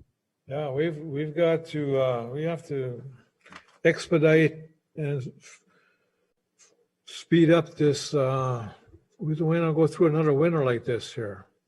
Right. Another winter and spring, if we can find a solution. Right. So I think, yeah, it'd be nice to put together another meeting here with a bunch of us and just go over some, like I say, some new items we got and just the ongoing stuff we were dealing with too, so. Okay. Okay, let me know when most of you can come, okay? I'll make some time, all right? If it's Tuesday, Wednesday, and Thursday, Mondays and Fridays are good, but Monday, Fridays, and Tuesday afternoons are good, so. But I can talk with Jim and we can get together and he can put some stuff out or I'll put stuff out and we'll get everybody on the same page to meet. Okay, we got Commissioner Ponton needs to ask something. Go ahead. Yep. Yes, if you'd allow me to partake in those meetings, I have some background in this, and you know, we were the ones that got it going when we were, you know, the council. So I think I could be helpful. So I'd like to partake in those meetings Okay. if you'd allow me. I'll let you. You're okay. Yeah, I'll let you come into meetings as representing the Water and Light Board. Okay. Right. Yes. All right. Okay. Thank you. Yeah. Oh, and just one other thing while I'm up here. For that, we had the school meeting up there, and I don't know if anybody's taking minutes, but I think that would be the thing to do is to take minutes for those meetings. Somebody, you know, so we have a record of. Well, I think I'll pass it on to Betsy and Carl. They should ask somebody to be secretary there. Right. Okay. Thank you. Okay. Yep. Thanks. Maybe they're doing that already. I don't know. So, all right. We're done with the water treatment plant? Yep. Okay, again, like I said, we don't want to go through another winter or summer. I mean, spring like that again. Right. And hopefully we're probably not out of the woods here yet with the rain this summer. So. And then this televising of this line is going to be very important too. There's some kind of constriction going on down there. Maybe that's a good thing too, no, I don't know, but not a good thing if it's backing up into homes though. Well, great. No, Doug has been such a good sport back there. Come on up, Doug Kierfeld with the Minnesota Highway Department. Highway 37 updates. I'm glad you had to watch all this stuff. Doug's from Minnesota Highway Department. We took a working session tour of the area that they completed last year. And Doug, I think Councilor Heitzman has something he wanted to talk to you about. Yeah, I think it's something we talked about briefly on site. It was the conditions of the gutters that, you know, as you're walking along, the gutters had partially eroded and were obviously filled in with asphalt from the working crew, which indicates that they were in subpar condition to begin with. So there's parts of the gutters that were completely replaced and look great, and parts that were, for lack of a better word, scabbed in to make them suffice. And I'm wondering what the state feels is their obligation on those gutters, and how we can rectify getting them all replaced so that it actually looks nice instead of looks like a shabby job down there. Yes, and thank you, Mayor and Council, for taking the time to do that walkthrough. I think we had some good conversations and saw the progress that's being made. On the curb and gutter that you're describing, I didn't consult my supervisors or construction about that. However, I do know it wasn't part of the original plan, mainly because this was presented as a rehabilitation project. It wasn't a full reconstruct. We negotiated with the city, during design and everything about some different design alternatives. And we came up with the preservation project or this type of design. So it wasn't a wholesale removal and replacement, even though a lot of the tech community did trip that threshold to make the surfaces new. Everything between New York and Highway 135 will be new curb and gutter and sidewalk. And some of the compromises we had to make were on that residential section there to come in on budget. However, I did see the condition of that. I took some pictures. I'll talk to my supervisors and see. At this point now, to go and replace some of the curb and gutter, we're going to be disturbing the new mat that was placed last season, and we'd end up saw cutting that and to make room to place the new curb and gutter. So we'll have to talk with construction and see what type of concerns that might bring up for the future and longevity. If it's better to leave that curb and gutter at this point until the next project that comes through, or if we can make some compromises. So I can't commit one way or the other, but I will bring it forward when I go back to the office and report back to Jim or at the next council meeting. Yeah, I appreciate that, and thanks for the dialogue. So yeah, I appreciate the conversation, and I got a few other follow-up items that the mayor and I talked about, and the council was present about getting some prices on some additional lighting down by Alaska Avenue and Sherwood Forest. The intersections there, talked about the full replacement of the sidewalk that was left in place. And we can come up with some more numbers and get Uland involved in committing to some prices for the replacement of that and the timeline. So if that's the way we want to move forward with that. Like I said, the state can pay for a small portion of the sidewalk that was left, but a lot of that would end up being city cost if we were to do that. Just wanted to let everybody know that, yeah, we had that working session at 4 o'clock this afternoon, and then MnDOT hosted a public meeting that was recorded at 5 o'clock. That'll be posted on the MnDOT project website probably in the next week if anyone missed it or wanted to go back and listen to it.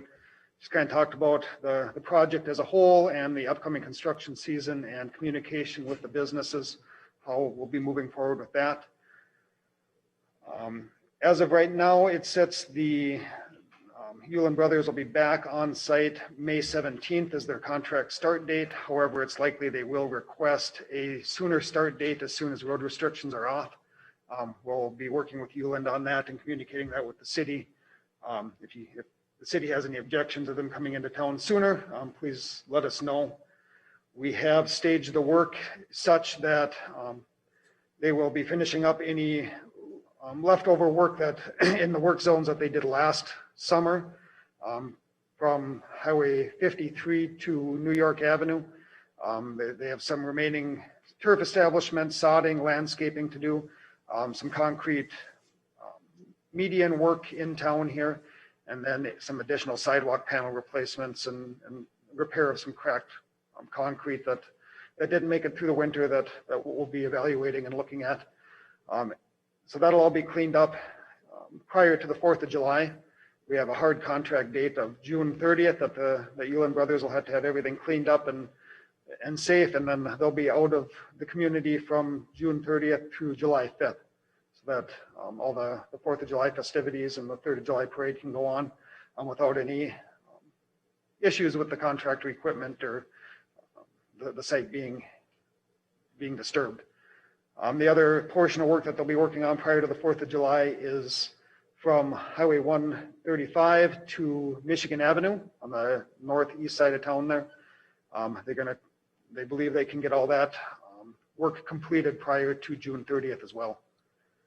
And then after the holiday weekend of the 4th of July, then they'll work their way south through town in different stages, working half of the road at a time to keep traffic open. And like I said, Uland and MnDOT staff will be communicating with the residents and businesses along Broadway on when upcoming work is happening in front of their property and communicating and trying to resolve any access issues or concerns that they have. I just want to put on the record here, Doug, that July 1st, for the week of the 4th festivities, there'll be no detours, no cones, straight, wide open Main Street, correct? Correct, yep, that's what use what Uland has committed to having everything up to final grade surface, Yeah. sidewalk, curb and gutter.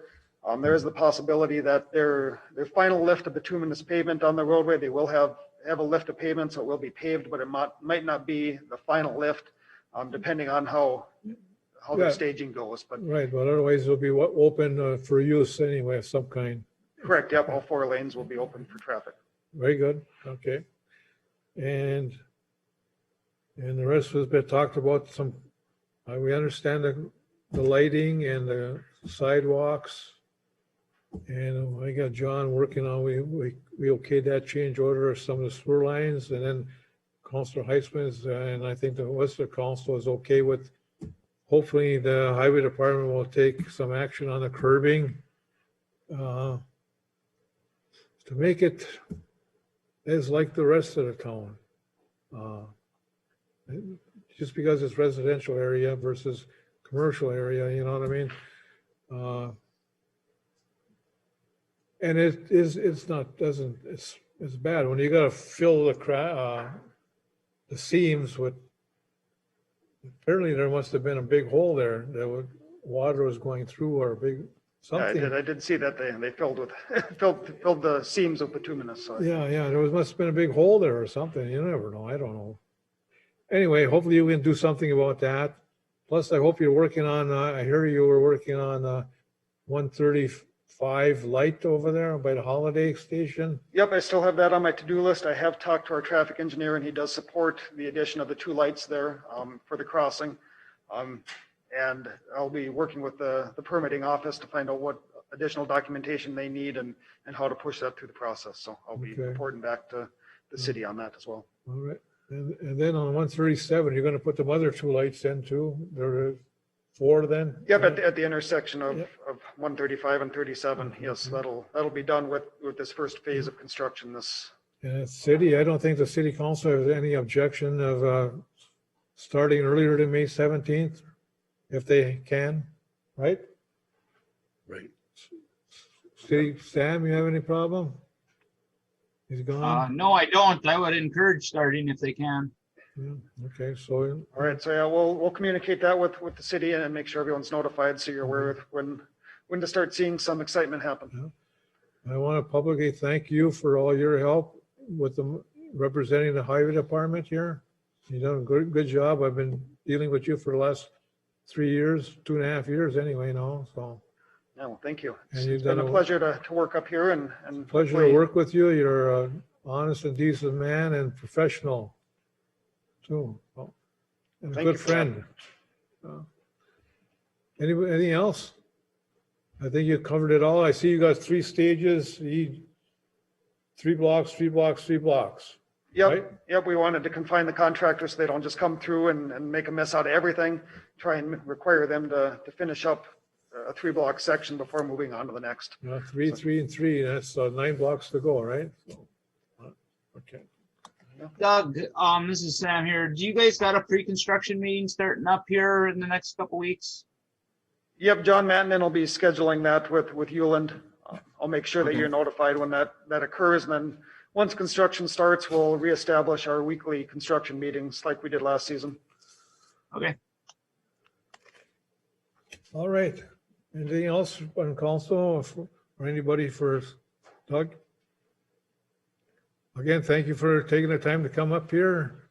And hopefully it wasn't too bad. You only had to come once anyway, so. Yeah, no, thank you, Mayor and Council and Jim for all your help and cooperation over the last couple of years. It's been a pleasure. Yep. Thank you.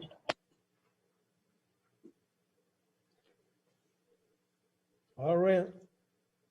New business, North Span Research Services quote. North Span Research Services has provided a proposal for community research services associated with planning process for the future of the Gilbert School property which includes 2 community surveys and a financial feasibility analysis. The Northspan Group works in conjunction with Northland Foundation, which this is where Betsy Olavanti comes in with Northland Foundation, and IRRB is helping the city with that expense. The proposal for the Northspan Group is for Carl, I forget his last name here. His services is $13,992.96. And as a reallocating these funds from other budgets, well, I know one budget we can tap is Campground, so real easy. Well, I recommend we go ahead and do it. Again, city's gonna get this money back in the long run. At some point in time, I don't know how soon, so. And I guess to get the right information to give the public the right information to make a right decision to give to us is what I'm trying to get to the bottom of, and I'm sure the council is too, to get all the information and the right information to get the right decision so we can make the right decision. And I think it's worth it that way, if you look at it that way. So either we pass it today and we table it, or we vote no. 3 options. I'll make a motion to move forward and have Northspan conduct their feasibility analysis. Moved by Councilor Skenza should move forward and okay the hiring of the Carl. What's Carl's last name here? Carl Schuler.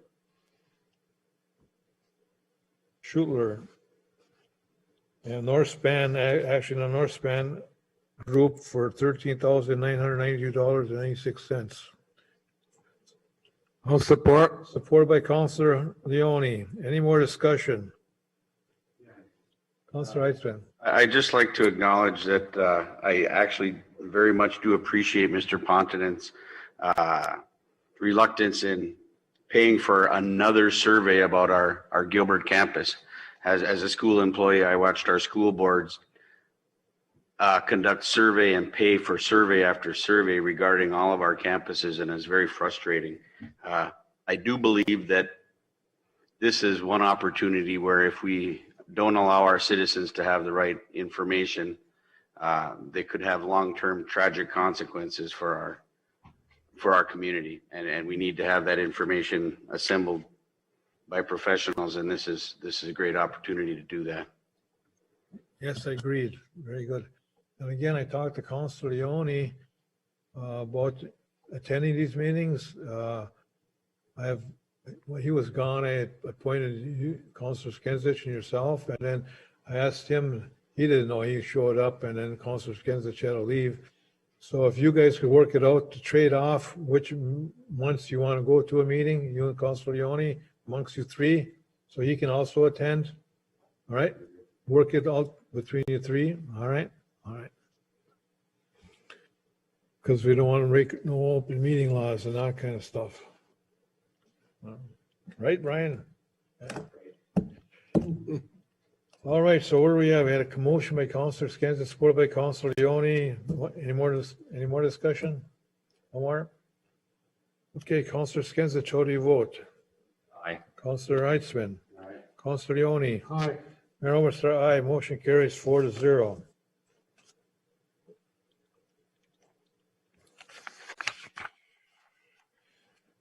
Fire Department purchases.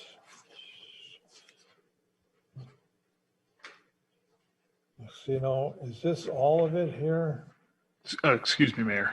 Go ahead. Back on the Northspan Group, you had mentioned having the campground fund, transferring the funds from the campground fund to cover that $13,992.96. Is that what Is that the allocation we're going to make?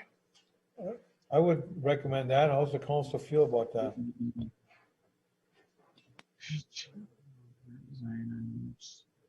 I said the only question I have is how are they sitting fund wise? Very well, very healthy. And I would, It's, the reason why I say that, because, tax money, this is not tax money, it's another resource of City of Gilbert's money, and it's doing well, and so that's what it's there for. Something that's not budgeted, something comes up, taxpayers can't really say, well,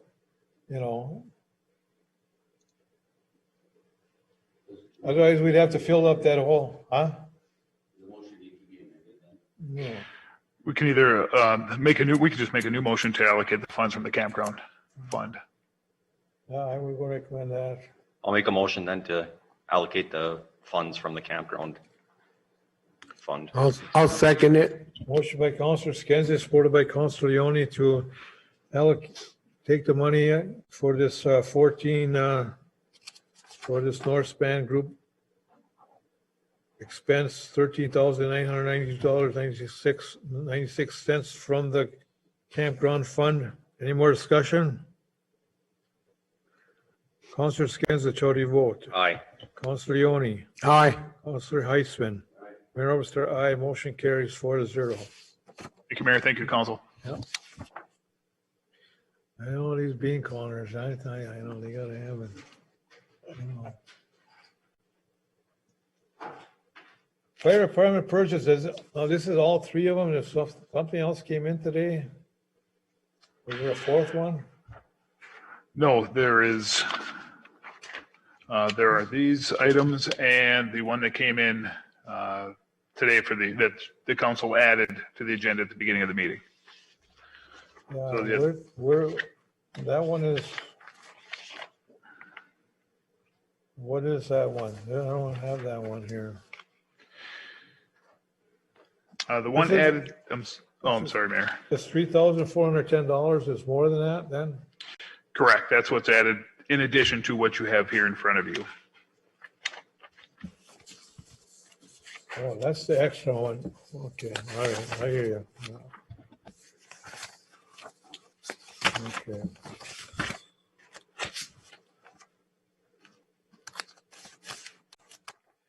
All right. So Mayor, if we take these one at a time, we have DSC communication portable radio. That's pages 3 and 4 of your original packet. That total amount is $2,676.70.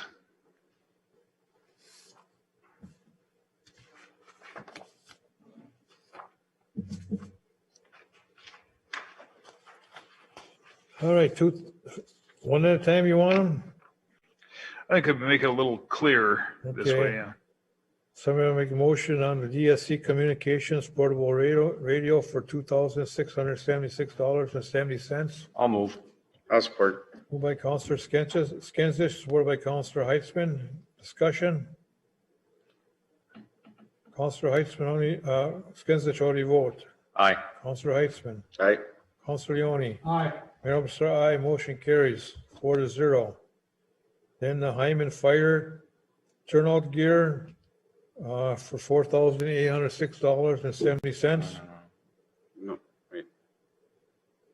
The turnout gear is Okay, 2,130. 2,100, that whole total is total, okay. Turnout gear is $2,130. I'll move. I'll support. Moved by Councilor Heisman, supported by Councilor Skensich to approve the turnout gear from Hyman Fire for $2,130. Any more discussion? Councilor Heisman, how do you vote? Aye. Councilor Skensich. Aye. Councilor Leone. Aye. Mayor Oberstar, aye. Motion carries 4-0.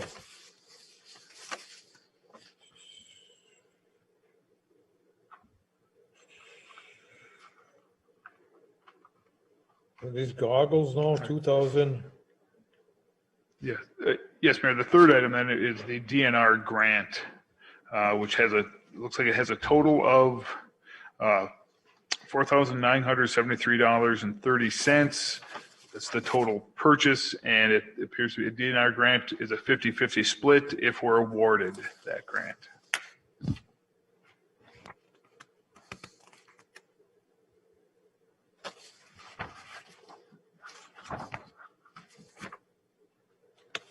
If I am reading that correctly, and I'll defer to counselors. Yes. That is correct. I'm That's reading that. correct, Okay, yeah. thank you. I'll make a motion to approve that DNR grant 50-50 split for applying for, excuse me, approving the application to the DNR for the 50-50 grant. I'll support.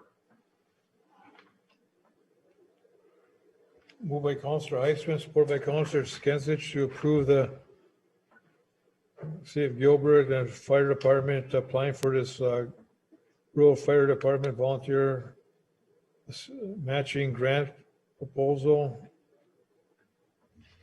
And I can't find where you're seeing 4,000. I see $4,973.30. That's the total, and we're matching that, all of that? No, we would match half of that. Half of that. The two, okay. Any more discussion on that? So we're okaying the whole $4,973.30 right now. Well, that's what we would ask the DNR for. Yeah, And if we're awarded that grant, we pay half. we would pay half. Yeah, okay. Any more discussion? Counselor Skinsich, how do you vote? Aye. Counselor Heitzman, Right? Counselor Leone, Aye. Mayor Buster, aye, motion carries. Thank you, Mayor. And the fourth item on the original agenda item was a new hire, Tristan Makala. Thank you for that clarification. That name has been forwarded to the council for approval for new hire in the volunteer fire department.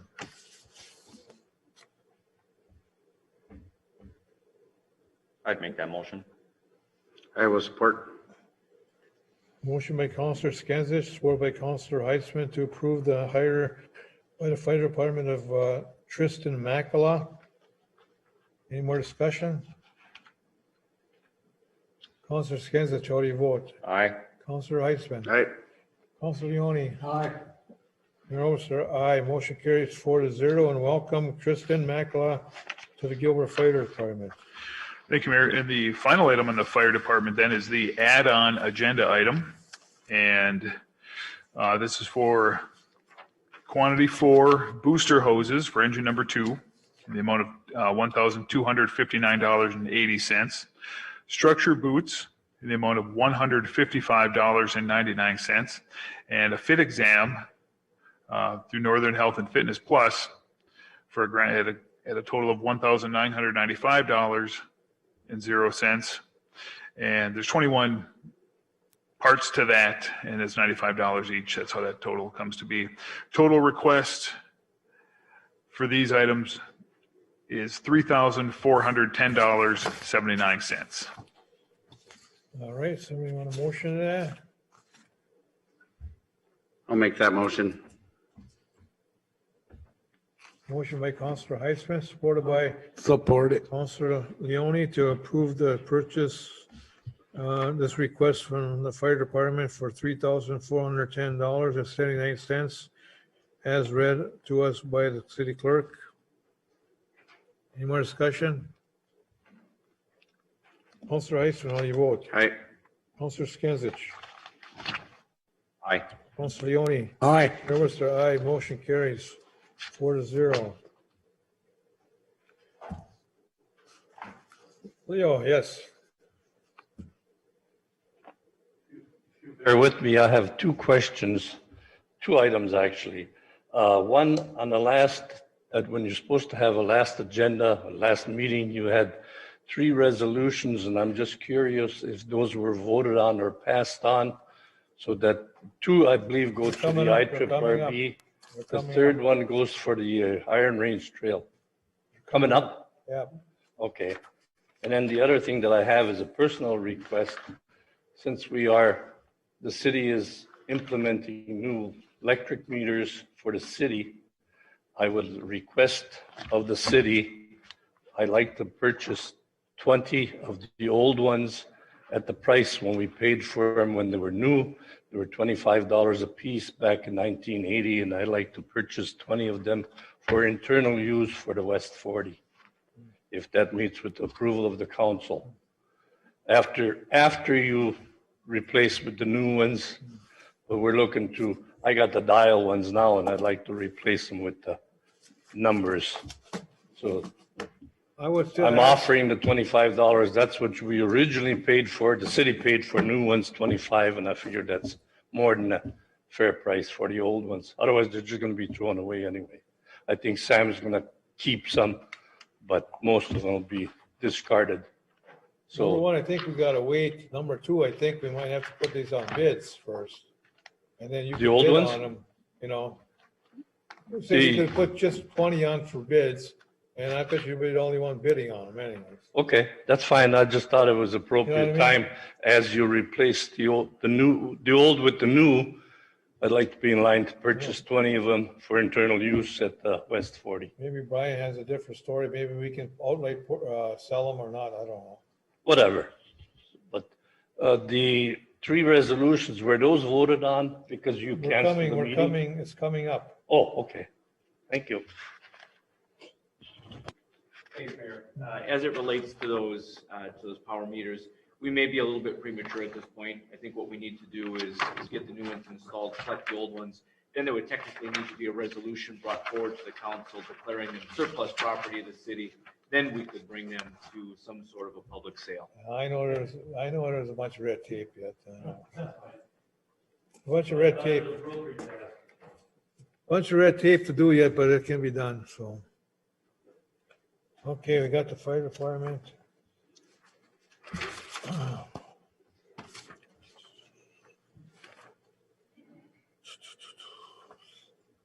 City Hall copier quotes. Mayor, I'm going to defer to Deputy Clerk Gulen. She's been working on this project. City Hall printer, lease purchase.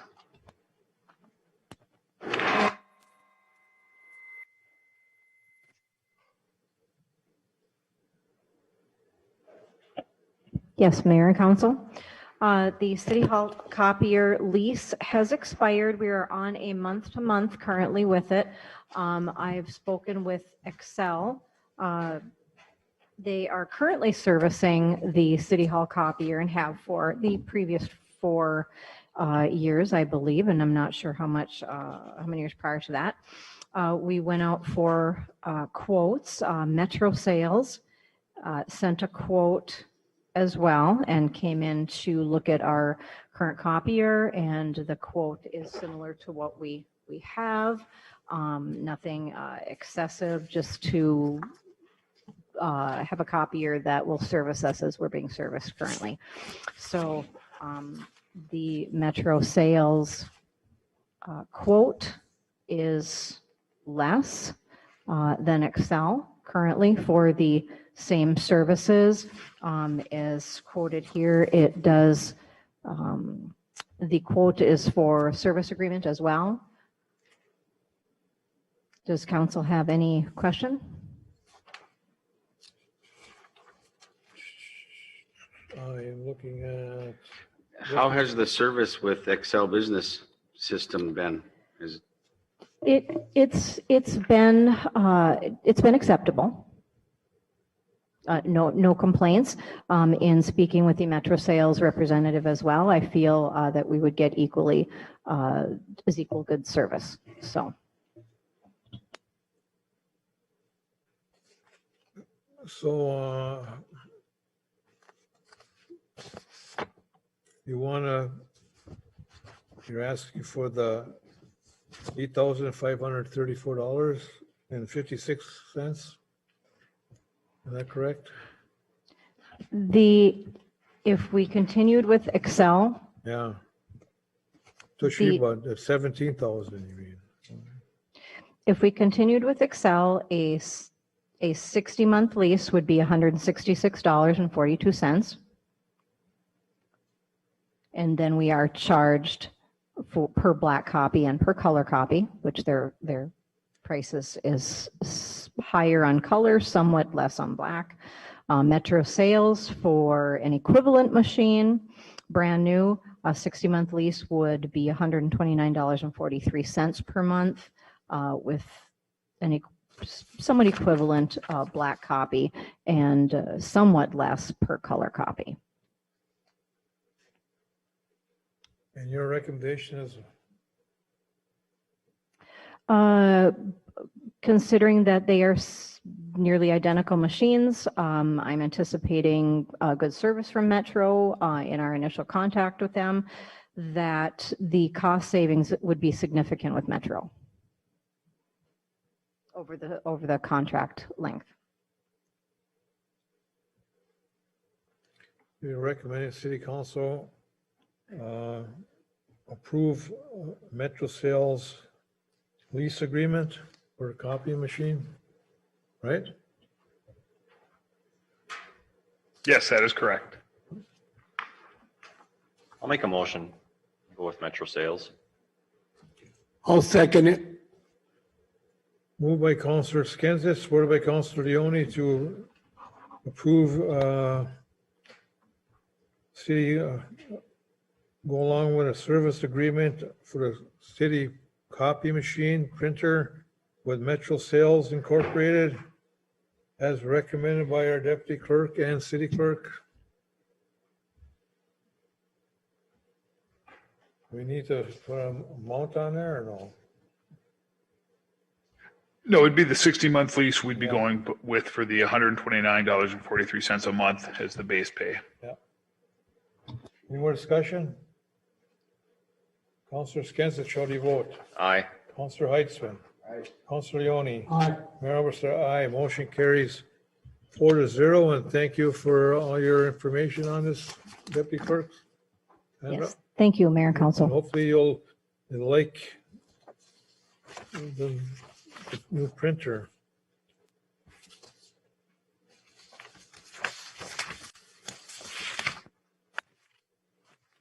I know we got a lot of printing to do, I know that.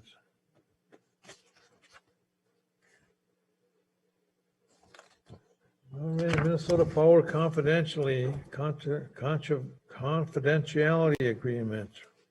Mayor, as you touched on this earlier, Dave Berg Consulting is negotiating between Minnesota Power and the Northeast Minnesota Municipal Power Agency, which we're a member of. In order to receive the updates on the negotiation between NEMPA and Minnesota Power, they've asked each city to abide by a confidentiality and non-disclosure agreement. A copy of that agreement is in your packet and has been reviewed by Attorney Lindsay. I recommend we abide by this agreement. I have no issues with it. I don't have to read it though, right? I understand. And I think all the councilors understand and okay, agree to it. This is like a gag order or no? Something like that, huh? So, well, that means we can't talk about it here or elsewhere either, so. If I may? Yeah. I've reviewed the document. There's nothing from a legal standpoint that's objectionable. It's a standard non-disclosure agreement. Basically what it does is it creates within the city the obligation to keep trade secret data that we may receive as part of the negotiations confidential. Interesting in this context to have this type of agreement because of our Data Practices Act and the like, but there are provisions within the Data Practices Act that would protect this type of information, and there are provisions within the contract that would allow the city to follow through with the obligations that we have relative to the Data Practice Act. So overall, it's an acceptable agreement, no red flags for me. And like I said, basically the idea is the parties want to be able to negotiate openly, and Minnesota Power doesn't want to have to worry about the information they provide us getting into other markets that could affect their rates. I recommend we go ahead and okay this confidentiality agreement. I'll make that motion. I'll second it. And clerk, you're okay with this, Sue, by the way, discussion? Yes, Mayor. Okay. Thank you. Moved by Counselor Heitzman, supported by Counselor Yoni. Any other discussion? All right. Counselor Heitzman, how do you vote? Aye. Counselor Yoni. Aye. Counselor Skinsich. Aye. Mayor Overstar, aye. Motion carries 4-0.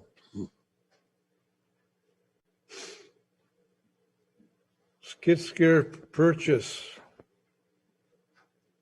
Okay, we have Sam still here. Yep, I Sam? just woke up. Okay. Whoa. What, are we putting you to sleep or what? Thanks a lot. I thought we were more entertaining than that. Not today. Oh, okay. I don't know when to shut up, I guess. Okay, you want the skid steer? We budgeted for it. My only concern in the discussion would be you're going to trade in for 10,500. Is there no reason that we should hold on to it? Don't you need another backup? I mean, sometime? There's pros and cons to it, Mr. Mayor. But I think we can get, it's pretty good money for it right now. You know, like I say, with anything, there's pros and cons, and you get equipment sitting around not doing nothing. Sometimes you go to hop into it, batteries are dead, and there's just items that are broke. I would just assume get rid of it, and we don't get our money what we can get out of it, I guess. I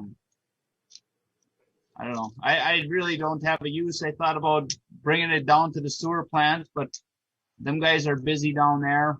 I don't know. I just don't. I don't see that we need it sticking around. If you needed it and you had it broke down and it took a long time to fix, you'd borrow one from another community, or you would rent one?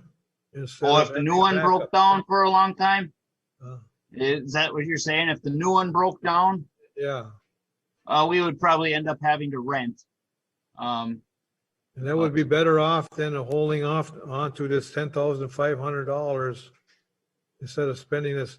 It's better to rent one and then. I would think so. I mean, you'd have to find storage for it, for one thing, which sometimes storage is at a premium around here. I don't know. If you want me to keep it, I'll keep it, but I really don't see the need for it. Okay, I'm just asking the questions. I just want to make sure we covered all the bases. If you don't have a need for the backup, and the $10,500 worth on it versus renting one for $15,000. Yeah. I don't know. If you go spend $15,000 on rent one. I think if Sam is willing to let it go, let it go. Okay, so I'm just covering the bases. So I recommend we go ahead with this, been long overdue. And so let's do it. I'll make the motion. I'll support. Motion by Counselor Heitzman, supported by Counselor Skinsich to approve the purchase of the skid steer. This is from Caterpillar. Yep, Caterpillar out of Buell. Caterpillar out of Buell. I think that's where they're out of. $42,590 with the trade-in of $10,500 with a total of $53,090 would have been outright, but we have a trade-in of our old one for $10,500, which brings it down to $42,590. Correct? Yes. Motion by Councilor Heitzman. Did I hear a second? Yes, aye. Oh, yeah, we got. Councilor Skinsich supported. No more discussion? Counselor Heitzman, how do you vote? Aye. Counselor Skinsich. Aye. Counselor Leone. Aye. Mayor Oberstar, aye. Motion carries 4-0. And you Thank you. have it, you have it in hand? No, I needed approval before I got it. Okay, I'll order it. I'll talk to him tomorrow. all right. There you go. Thank you. Okay, HRA audit. Thank you, Mayor. The HRA audit for the year ending June 30th, 2020 is complete. They have given a copy over to us, and a copy is located here at City Hall. I'm asking the council to acknowledge receipt of that audit. All right, all we need is a motion to, that we received. I'll make that motion that we receive that audit from the HRA. Moved by Counselor Heitzman, supported by I'll support. Counselor Leone. Any more discussion? Counselor Heitzman, how do you vote? Aye. Counselor Leone. Aye. Counselor Skinsich. Aye. Mayor Oberstar, aye. Motion carries 4-0. All right, Mayor, next item is the Tri-Cities Biosolids Disposal Authority audit. That audit is complete and a copy is located at City Hall. I'm requesting the council acknowledge receipt of that audit. I'll make a motion to acknowledge receipt of that audit. Moved by Counselor Heitzman, second by Counselor Leone to approve the acknowledgement of receipt of the Tri-Cities Disposal Authority audit to the council. Any more discussion? Counselor Heitzman, how do you vote? Aye. Counselor Leone. Aye. Counselor Skinsich. Aye. Mayor Oberstar, aye. Motion carries 4-0. Next, we have the resignation of our administrative support special projects employee, Crystal Brown. She is attending her resignation as effective April 16th.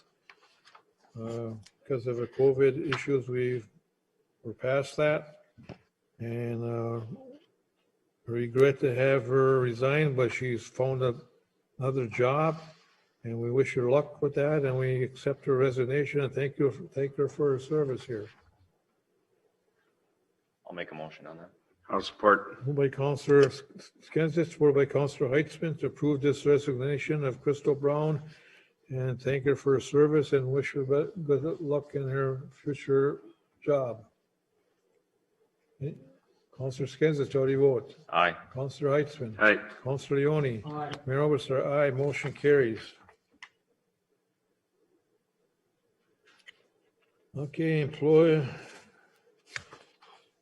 Resolution 2021-07, authorizing the city to make application and accept funds from Minor Range Resources and Rehabilitation Board Mineland Reclamation Grant Program discussed and approved by council on February 9, 2021. The resolution was not ready at that time.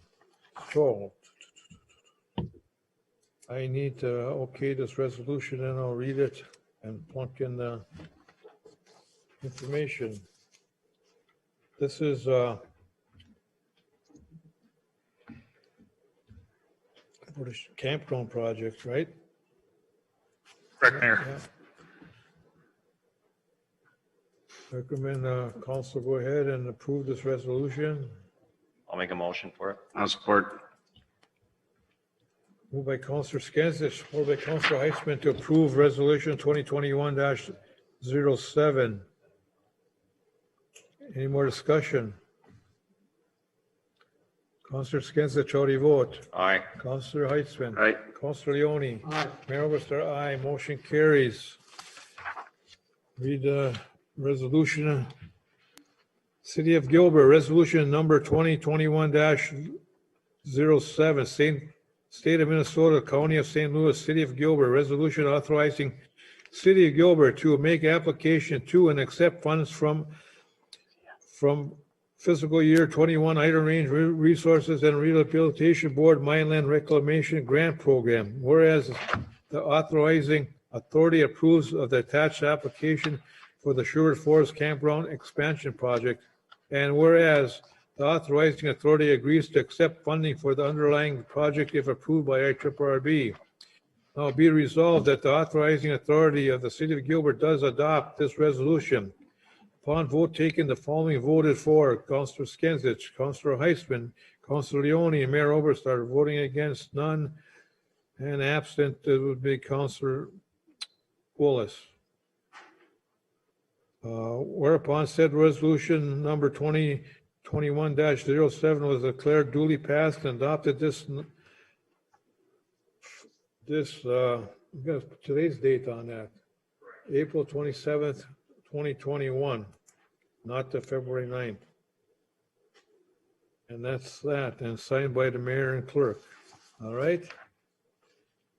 Thank you. All right, we have resolution 2021-09. Supporting West 40 Campground expansion. See attached resolution. City Council is requested to formally support the expansion of the West 40 Campground project and to authorize city to work with the West 40 on submission of the IRRB grant application. This is something that IRRB is asks all cities to do. And when a business in that community is coming forward to them, asking for money, they would like to have a letter of support from the city only to support any business's application to them. Not saying we are doing anything, but If I could have a moment, Mr. Mayor, I'm going to politely adjourn myself and regretfully. Okay, good night. Thank you. Councilor Clerk, can you elaborate more on this for everybody else? I'm going to have John, our city engineer, he spoke to the IRRB on this project. And John, is the IRRB, do I understand correctly, they want the city to bid the project now?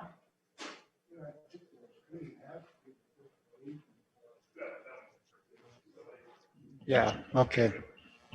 Yeah. You want to what? Yeah, IRRB, and I believe the application requested a $33,000 grant project. City would be the the applicant and would.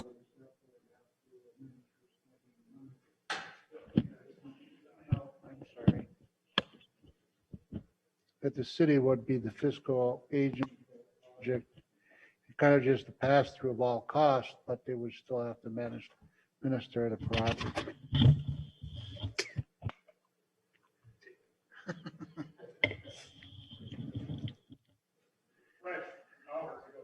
And I believe the application was submitted by the representatives of West 40 Campground, and this resolution is just part of the application process.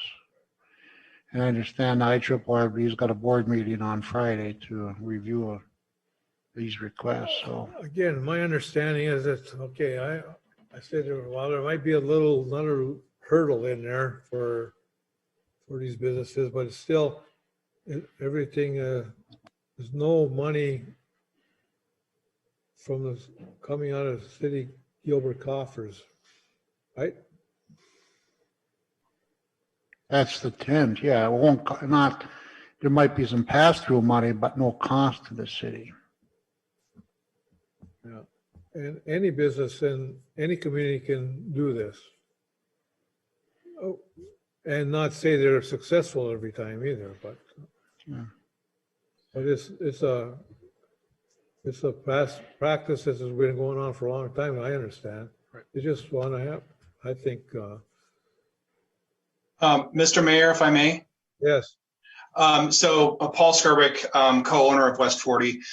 So when we originally opened 16, 17 years ago, and we needed to have water go under Highway 37, we utilized essentially the same process.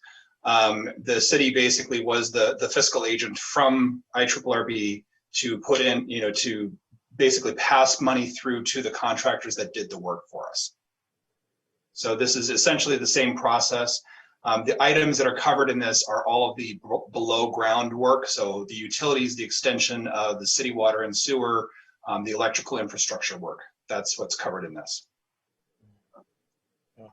So, and that's all the money you're asking for. We're just a middle person that needs to be in the play to get this money for you, right? Correct. And it was also made very clear in the application process that this is in no way in competing with the same grant request, the similar grant request that the city is putting in for the campground. They're two separate funds. Okay, I recommend the city council approve this, and I'll vote. I'll read it out loud. I'll make a motion for it. I'll second. Moved by Councilor Skinsich, supported by Councilor Leone to approve Resolution 2021-09. Any more discussion? Councilor Skinsich, how do you vote? Aye. Councilor Leone? Aye. Mayor Overstar, aye. Motion carries 3-0. Councilor Heisman had to leave. Personal business. A resolution 2020, all of, have we taken a vote yet? Yeah, we voted. 3-0, yeah. Resolution 2021-09, resolution supporting West 40 campground expansion in Gilbert, Minnesota. Whereas the City Council of Gilbert, Minnesota supports the expansion of the West 40 campground project.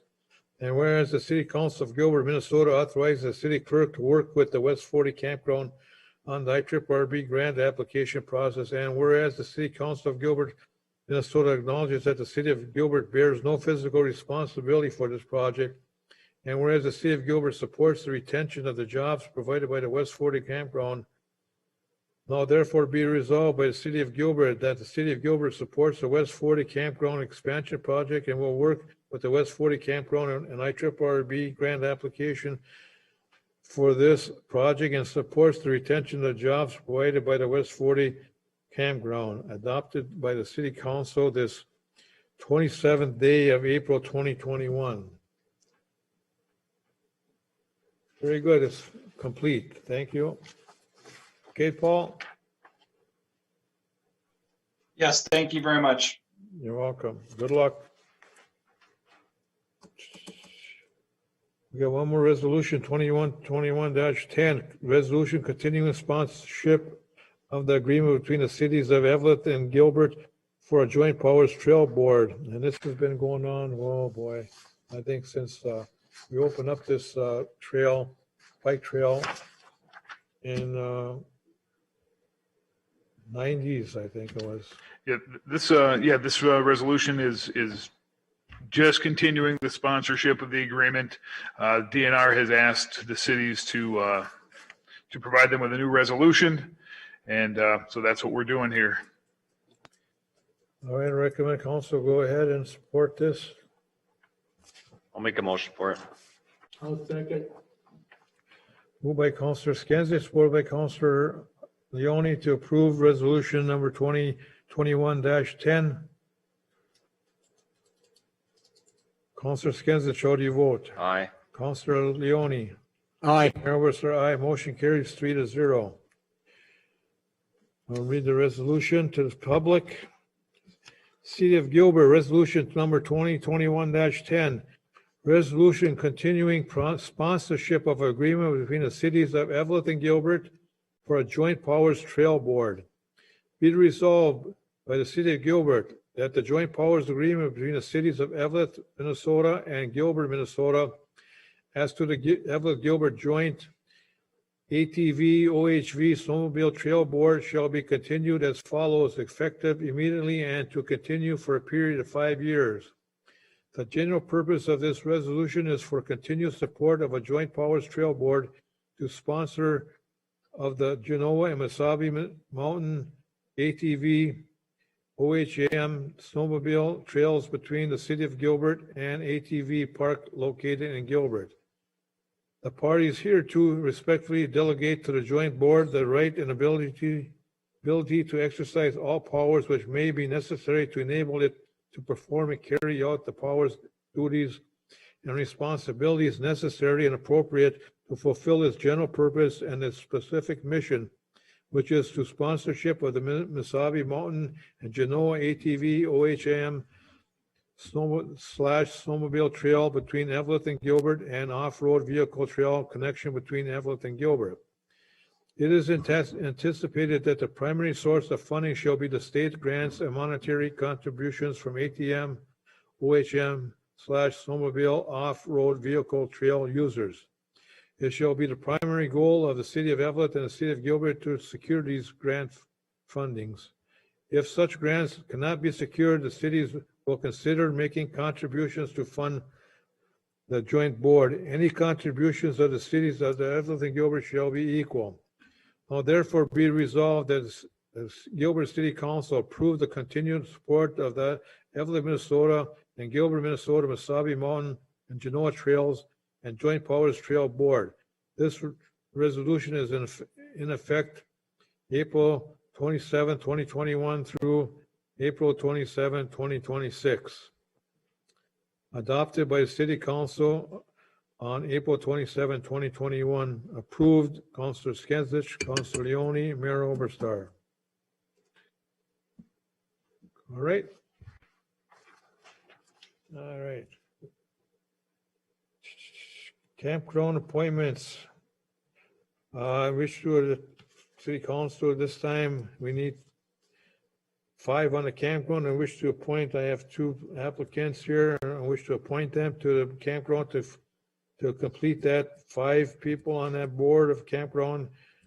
And I wish to put to your vote for appointment Jeffrey Milas and Jennifer M. Story.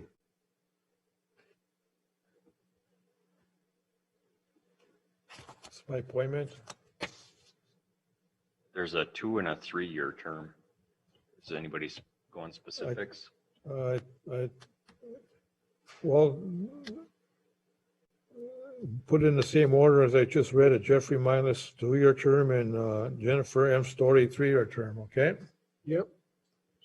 All right. Okay, I'll make a motion on that then. All right. If I may. Yes. So because the campground board has not had a quorum for the last 3 months, we have not been able to independently vote on who is going to fill which terms. I believe there are a couple of 3-year terms that are available on the board. My own term has not yet been defined. So I believe that is an agenda item for our first board meeting. Well, that's gonna be done by the council here anyway, so we're gonna, it's kind of like by lot anyway, so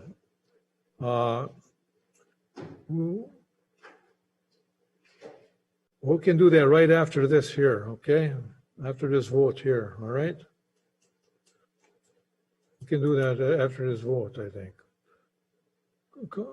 Motion by Councilor Skenzich, supported by Councilor Leone to approve these 2 appointments with the Jeffrey Milas term of 2 years ending 2023. Wait a minute here now. There are 2 terms open. We must have done them other 3 already then, Jim. They were appointed to the campground committee before we had a campground board. Yeah. So the appointment to terms is a cleanup item we're doing. So the 3 remaining board members, there are still 3 terms yet to be determined. Well, should we do them all at one time then? All 5 then? Well, we can. Are these 2 gonna take?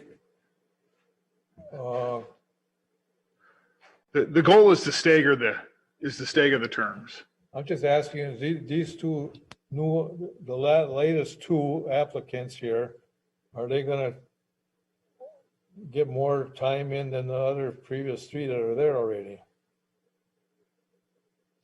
You know, that wouldn't be fair. Sure, we can, we can pull this and put it all together with all 5 candidates and assign them all terms at the next meeting. Right. Sure. Yep, I see what you're saying. Let's do that. I don't want to be fair to the other 3, that these 2 here don't take, they were already there for a period of time, take their length of time away from them. Follow me?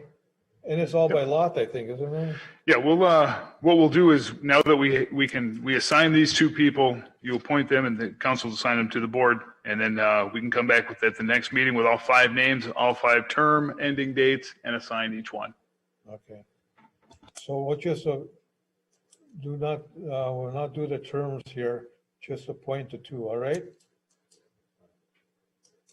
And that was motion by Councilor Skansich, supported by Councilor Leone to approve the 2 appointments, right? Yeah.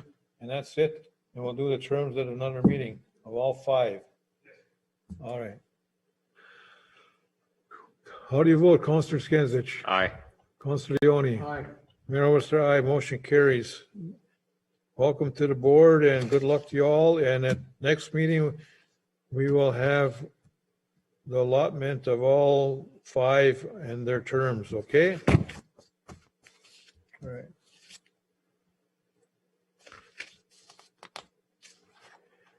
And with that, I want the Blight Committee board members to, there's 5, I know 2 want to, how is that going on?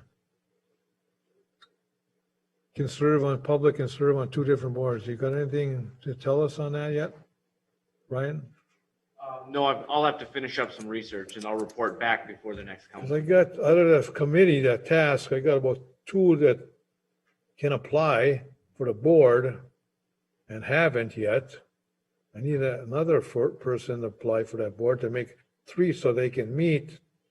There's other 2 cast members who won't apply for that board because they're on other boards already.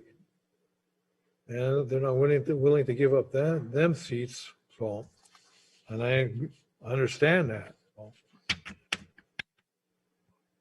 Next, I have the addition of Mr. Joe Skovich, appointing him to the Housing and Redevelopment Board, HRA Board. He's done a fine job there, and I wish to reappoint him to that. I'll move. I'll second. Moved by Councilor Skansich, supported by Councilor Leone to approve the appointment of the mayor of Mr. Joe Skovich to the Housing and Redevelopment Authority Board for a term ending May 8th, 2026. Any more discussion? Councilor Skansich, how do you vote? Aye. Councilor Leone? Aye. Mayor Overster, aye. Motion carries 3-0.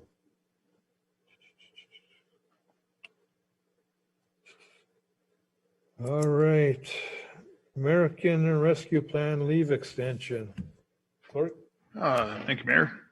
The American Rescue Plan Act extends the paid leave that was provided in the Families First Coronavirus Response Act until September 30th, 2021, if an employer volunteers to do so.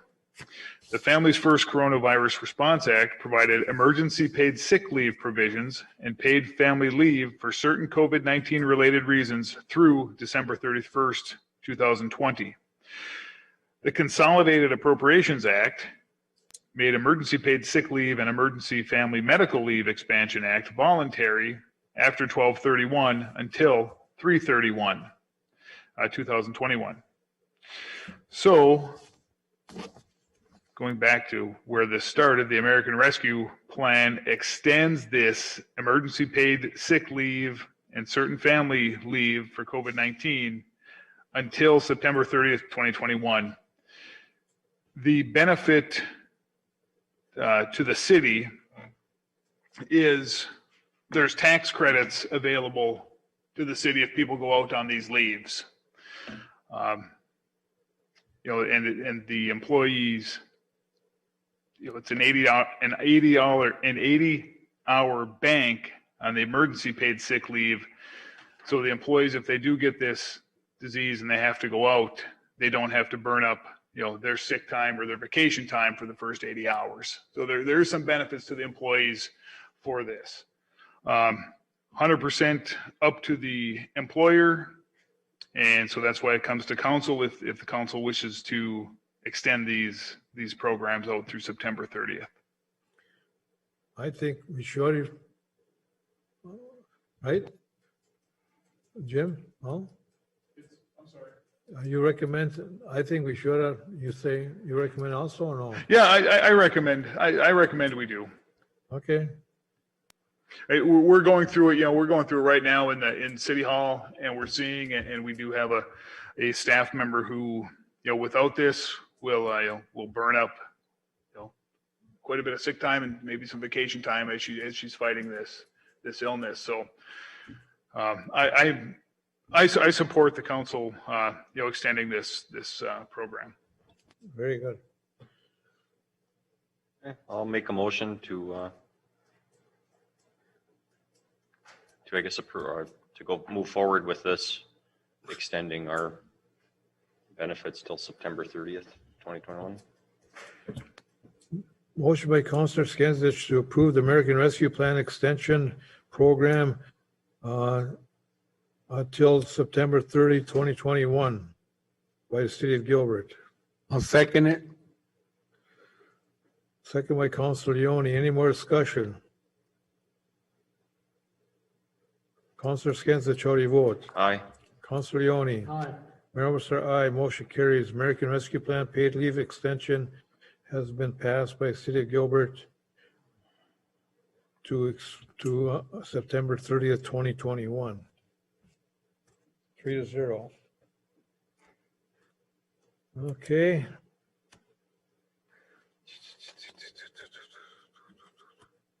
Core main invoice.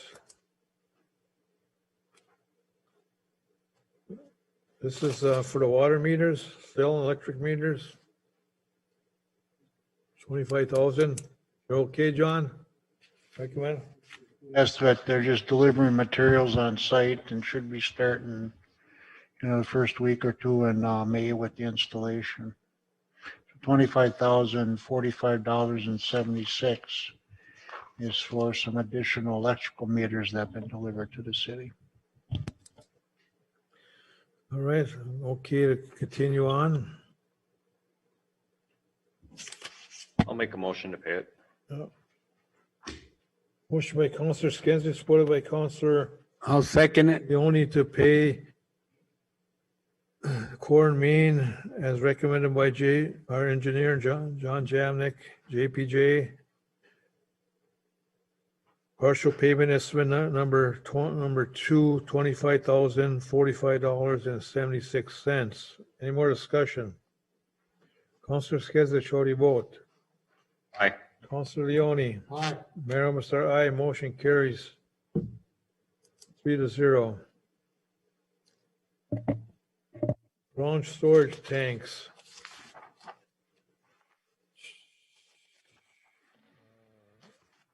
John, we got a bid in. That's it. Fairly, well, so let me start out. The bid is how much? Go ahead, John. Yeah, I'm not sure. We've, this is the second, I don't even remember what the first bids were. Maybe Jim can help me on that, but this one was 264,000, which was a lot. I think it's higher than the first round of bids what we got. Plus we had the roof add alternates that were quite a bit more.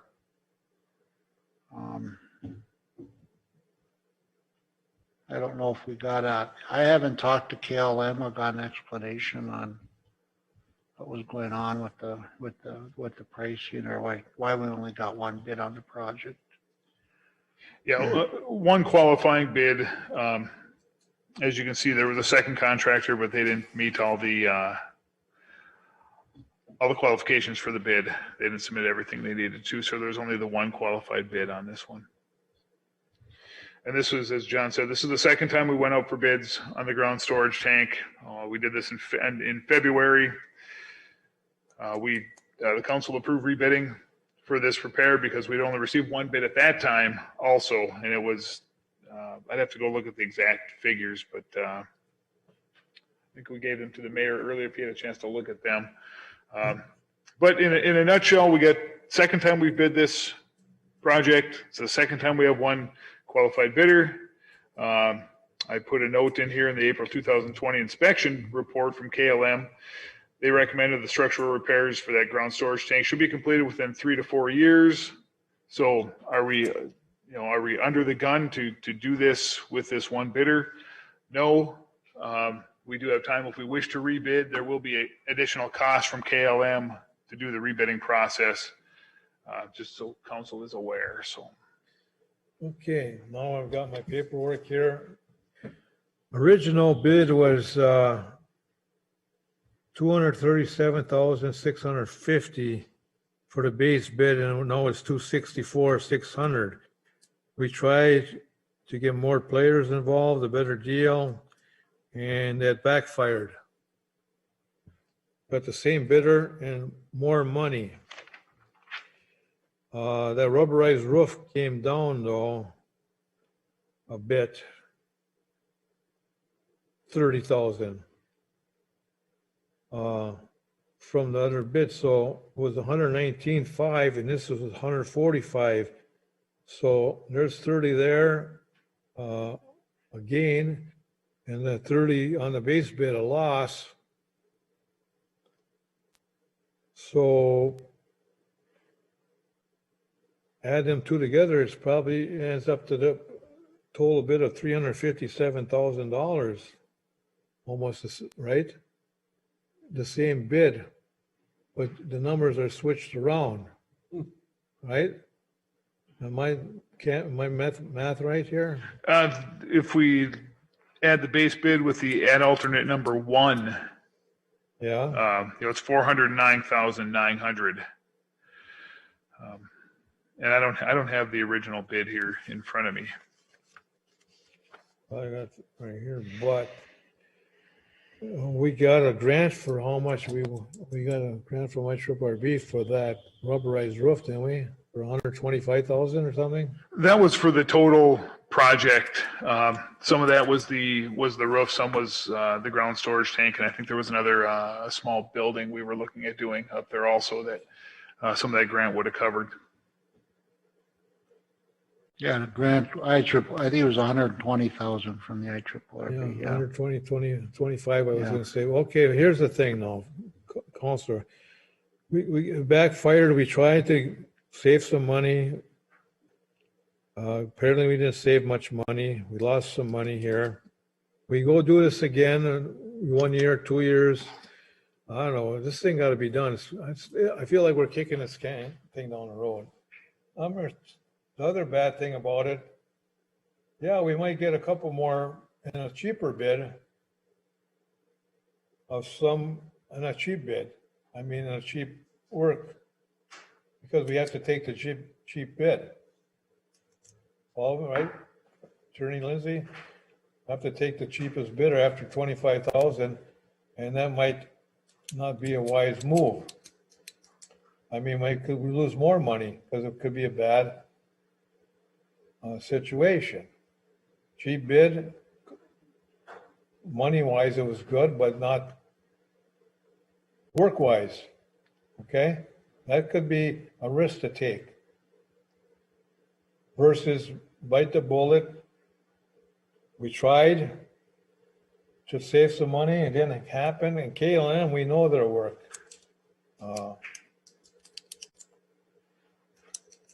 I'm almost to the point I say we just accept this bid and get it done with, so. I'm worried about taking the risk on doing it over again and getting too many players involved and getting a bad job done. What's the warranty on each one? What is the warranty, John? I don't know. I don't even know if I've seen the revised bidding documents from KLM on this thing, so. Only thing I can say is then, how long have we got on this to table maybe another meeting to look? Yeah, that might be a good idea to table. Jim and I can get some more information back to the council. Without having to start bidding all over again? Yeah, Right? I believe so. Huh? Yeah, I mean, the bid opening was April 8th, so that was just a couple weeks ago. Yeah, I think it'd be good to have KLM on the line when we meet to discuss this again. You know, they took care of the bidding process, and they can discuss with council the difference between the roof membrane system and the roof coating system. So I think we would be best served to table this. Let me put it this way. I'll let you and John talk with them, okay? This is April 8th. If it's 30 days, that's May 8th. Our next meeting, if there's only a 30-day window, that's May 8th. May 11th is our next meeting. Or May 4th, we have a working session. So if we need to have just a special meeting for that, to okay that bid, or not okay it, let us know, let me know. If it's a 30-day window or a 45-day window, I don't know which one it is. John, what is most of the time, 30 days or 45? I don't know what's in their contract. I mean, to be honest with you, we always put 60 days, so. Okay, well. You know, the big thing is really when the completion date was too, so I think that we gotta get this in for, let us, like you said, we gotta call a special advise, Okay, will you look into this without losing this thing? You know what I mean? yeah. So we don't lose this, because I'll tell you what, I think we tried, I don't know if it's a bigger gamble to go wait another year or two and cost more, maybe cost less, but we might not get the work from the right people that we want. So that's a big gamble to make. Let's just table it for now, okay? So make a motion to table. Make a motion to table this. I'll second. Moved by Counselor Skinsich, supported by Counselor Leone to table till city clerk and city engineer can get more data for us to review without losing the bid. And if need be, calling a meeting, I'll call a meeting if need be. Any more discussion? Counselor Skinsich, how do you vote? Aye. Counselor Leone? Aye.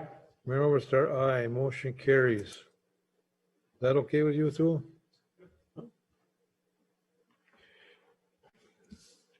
Again, you see what I'm theory? My theory is, I know, we tried, it backfired. I don't know if I want to dig a deeper hole either, so.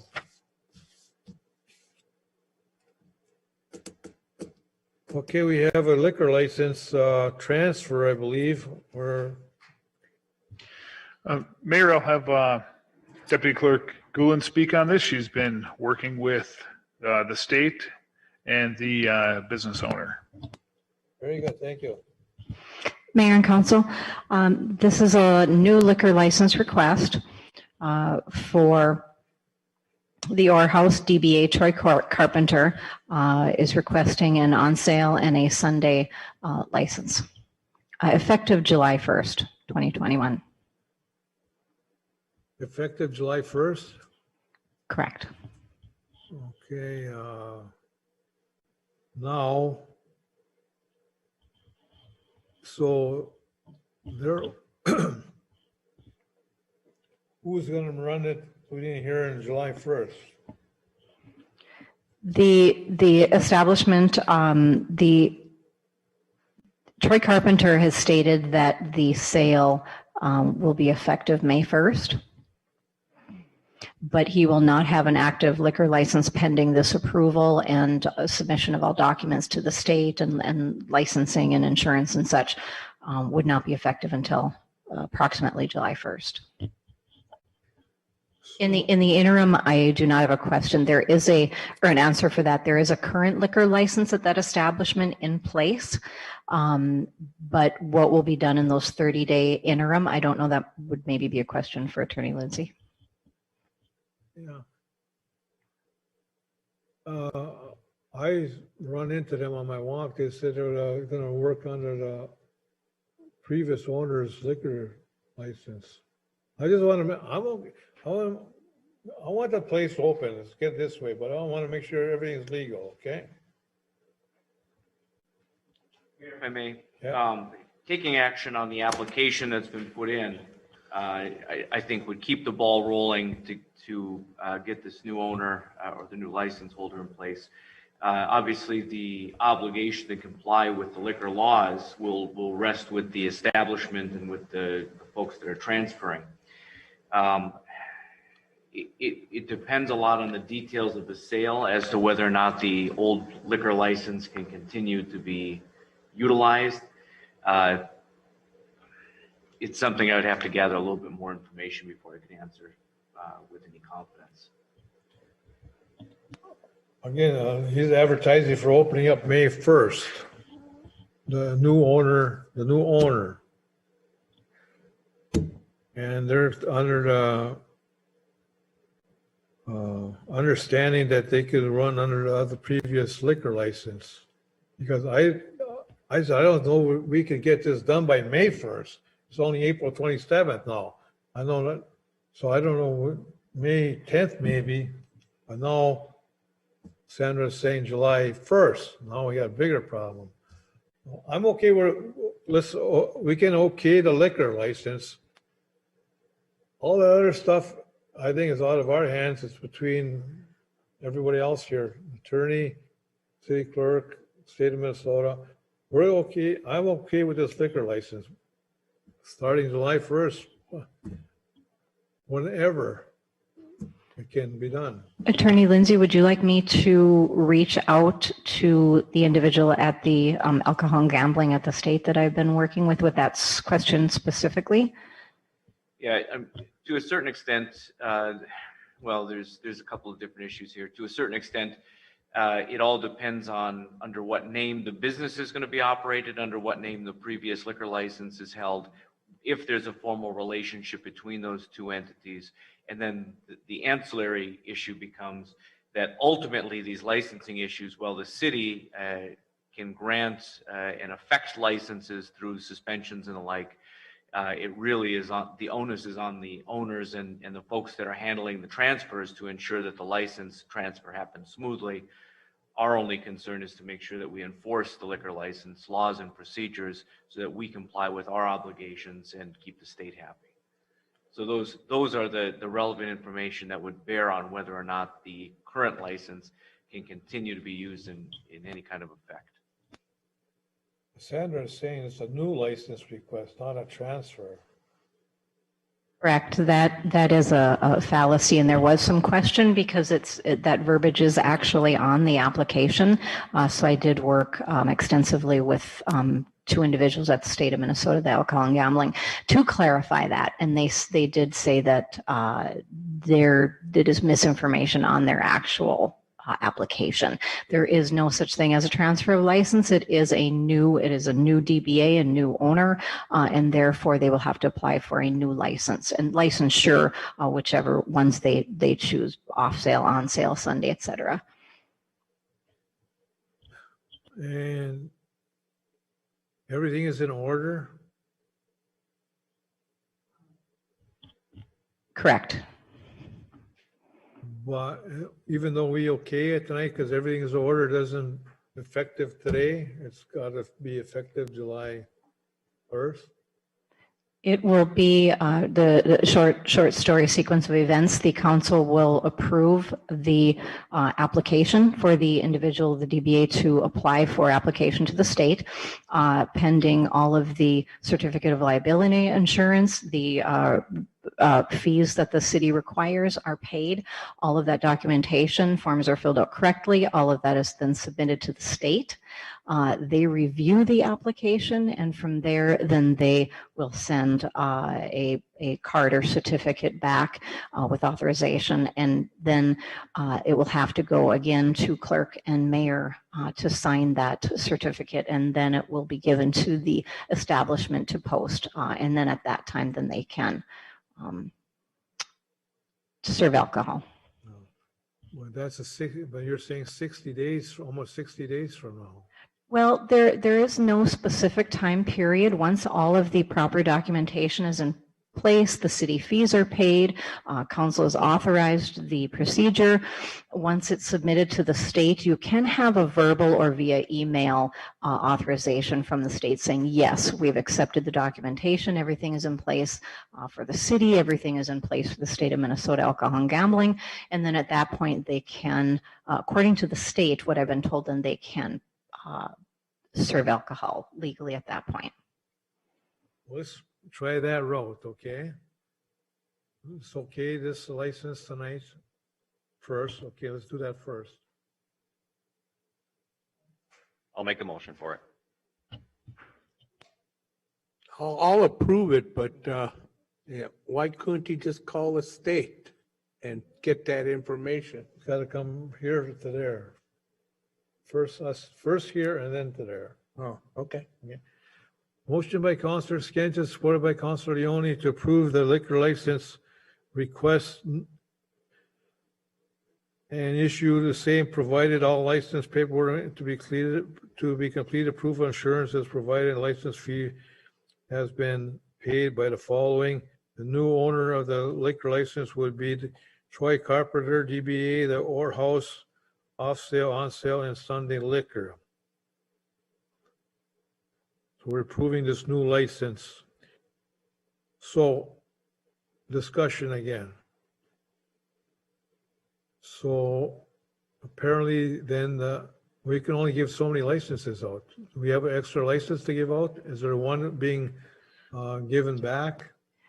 Yes, I looked into this about a year ago, as there have been a couple of requests over the past year or so, and I believe the city, I'd have to look, I think they have 12 or 13 available, and I believe, or no, like 15 available. I thought we had 3 or 4 open. All right. Well, I'm making sure that we And I have can one open because we Mhm. haven't had one turned in here yet. So, okay. Counselor Skins, how do you vote? Mayor, I'm sorry, before you guys take a vote, there's, I think in the last day or two, the new owner came in and just want the council to be aware of what they're voting on.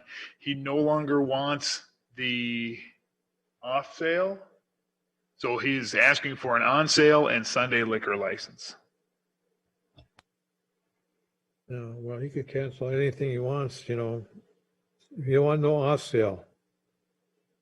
On sale, only no off sale? On sale and Sunday liquor, I believe is right? That's what he came in with.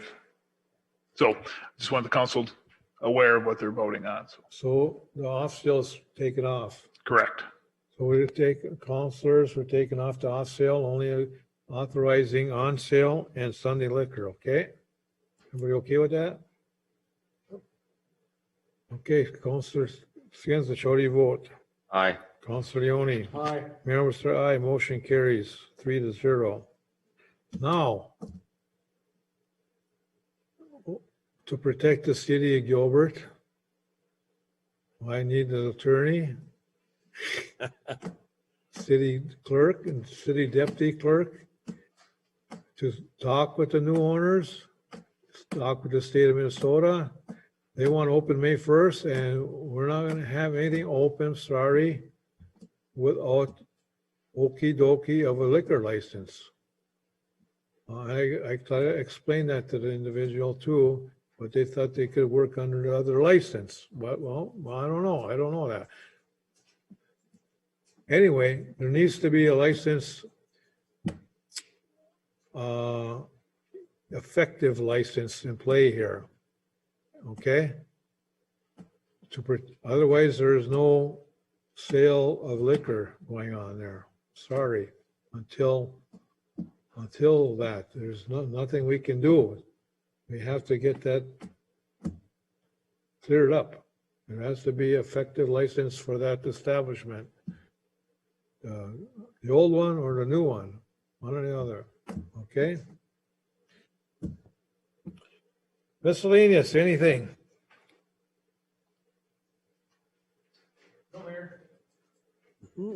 Anything? Okay, we tied up. Wendy, are you okay there yet? You didn't fall asleep like Sam did you? No. All right, we go down to real easy stuff. approve the payment of bills and payroll. Upon proper order by the clerk and mayor, we have two registers and they're 320 to 41621. I'll make a motion. I'll second. Moved by Counselor Skensich, supported by Counselor Leone to approve the pay bills and payroll upon the proper order by the clerk and the mayor. Counselor Skensich, how do you vote? Aye. Counselor Leone, how do you Aye. vote? Mayor Oberstar votes aye, 3-0, motion carries. Let me move to adjourn. 9:13. I'll move. Second. Moved by Counselor Skensich, supported by Counselor Leone to adjourn at 9:13 PM. Counselor Skensich, how do you vote? Aye. Counselor Leone? Aye. Mayor Oberstar, aye, motion carries 3-0. We are adjourned at 9:13 PM. Good night and thank you all for coming. I think we closed one time before at 9:13 PM. We're doing pretty Aren't we good. supposed to have some meal after 9? Yeah, Well, I Jim's thought- supposed to have a pizza for us.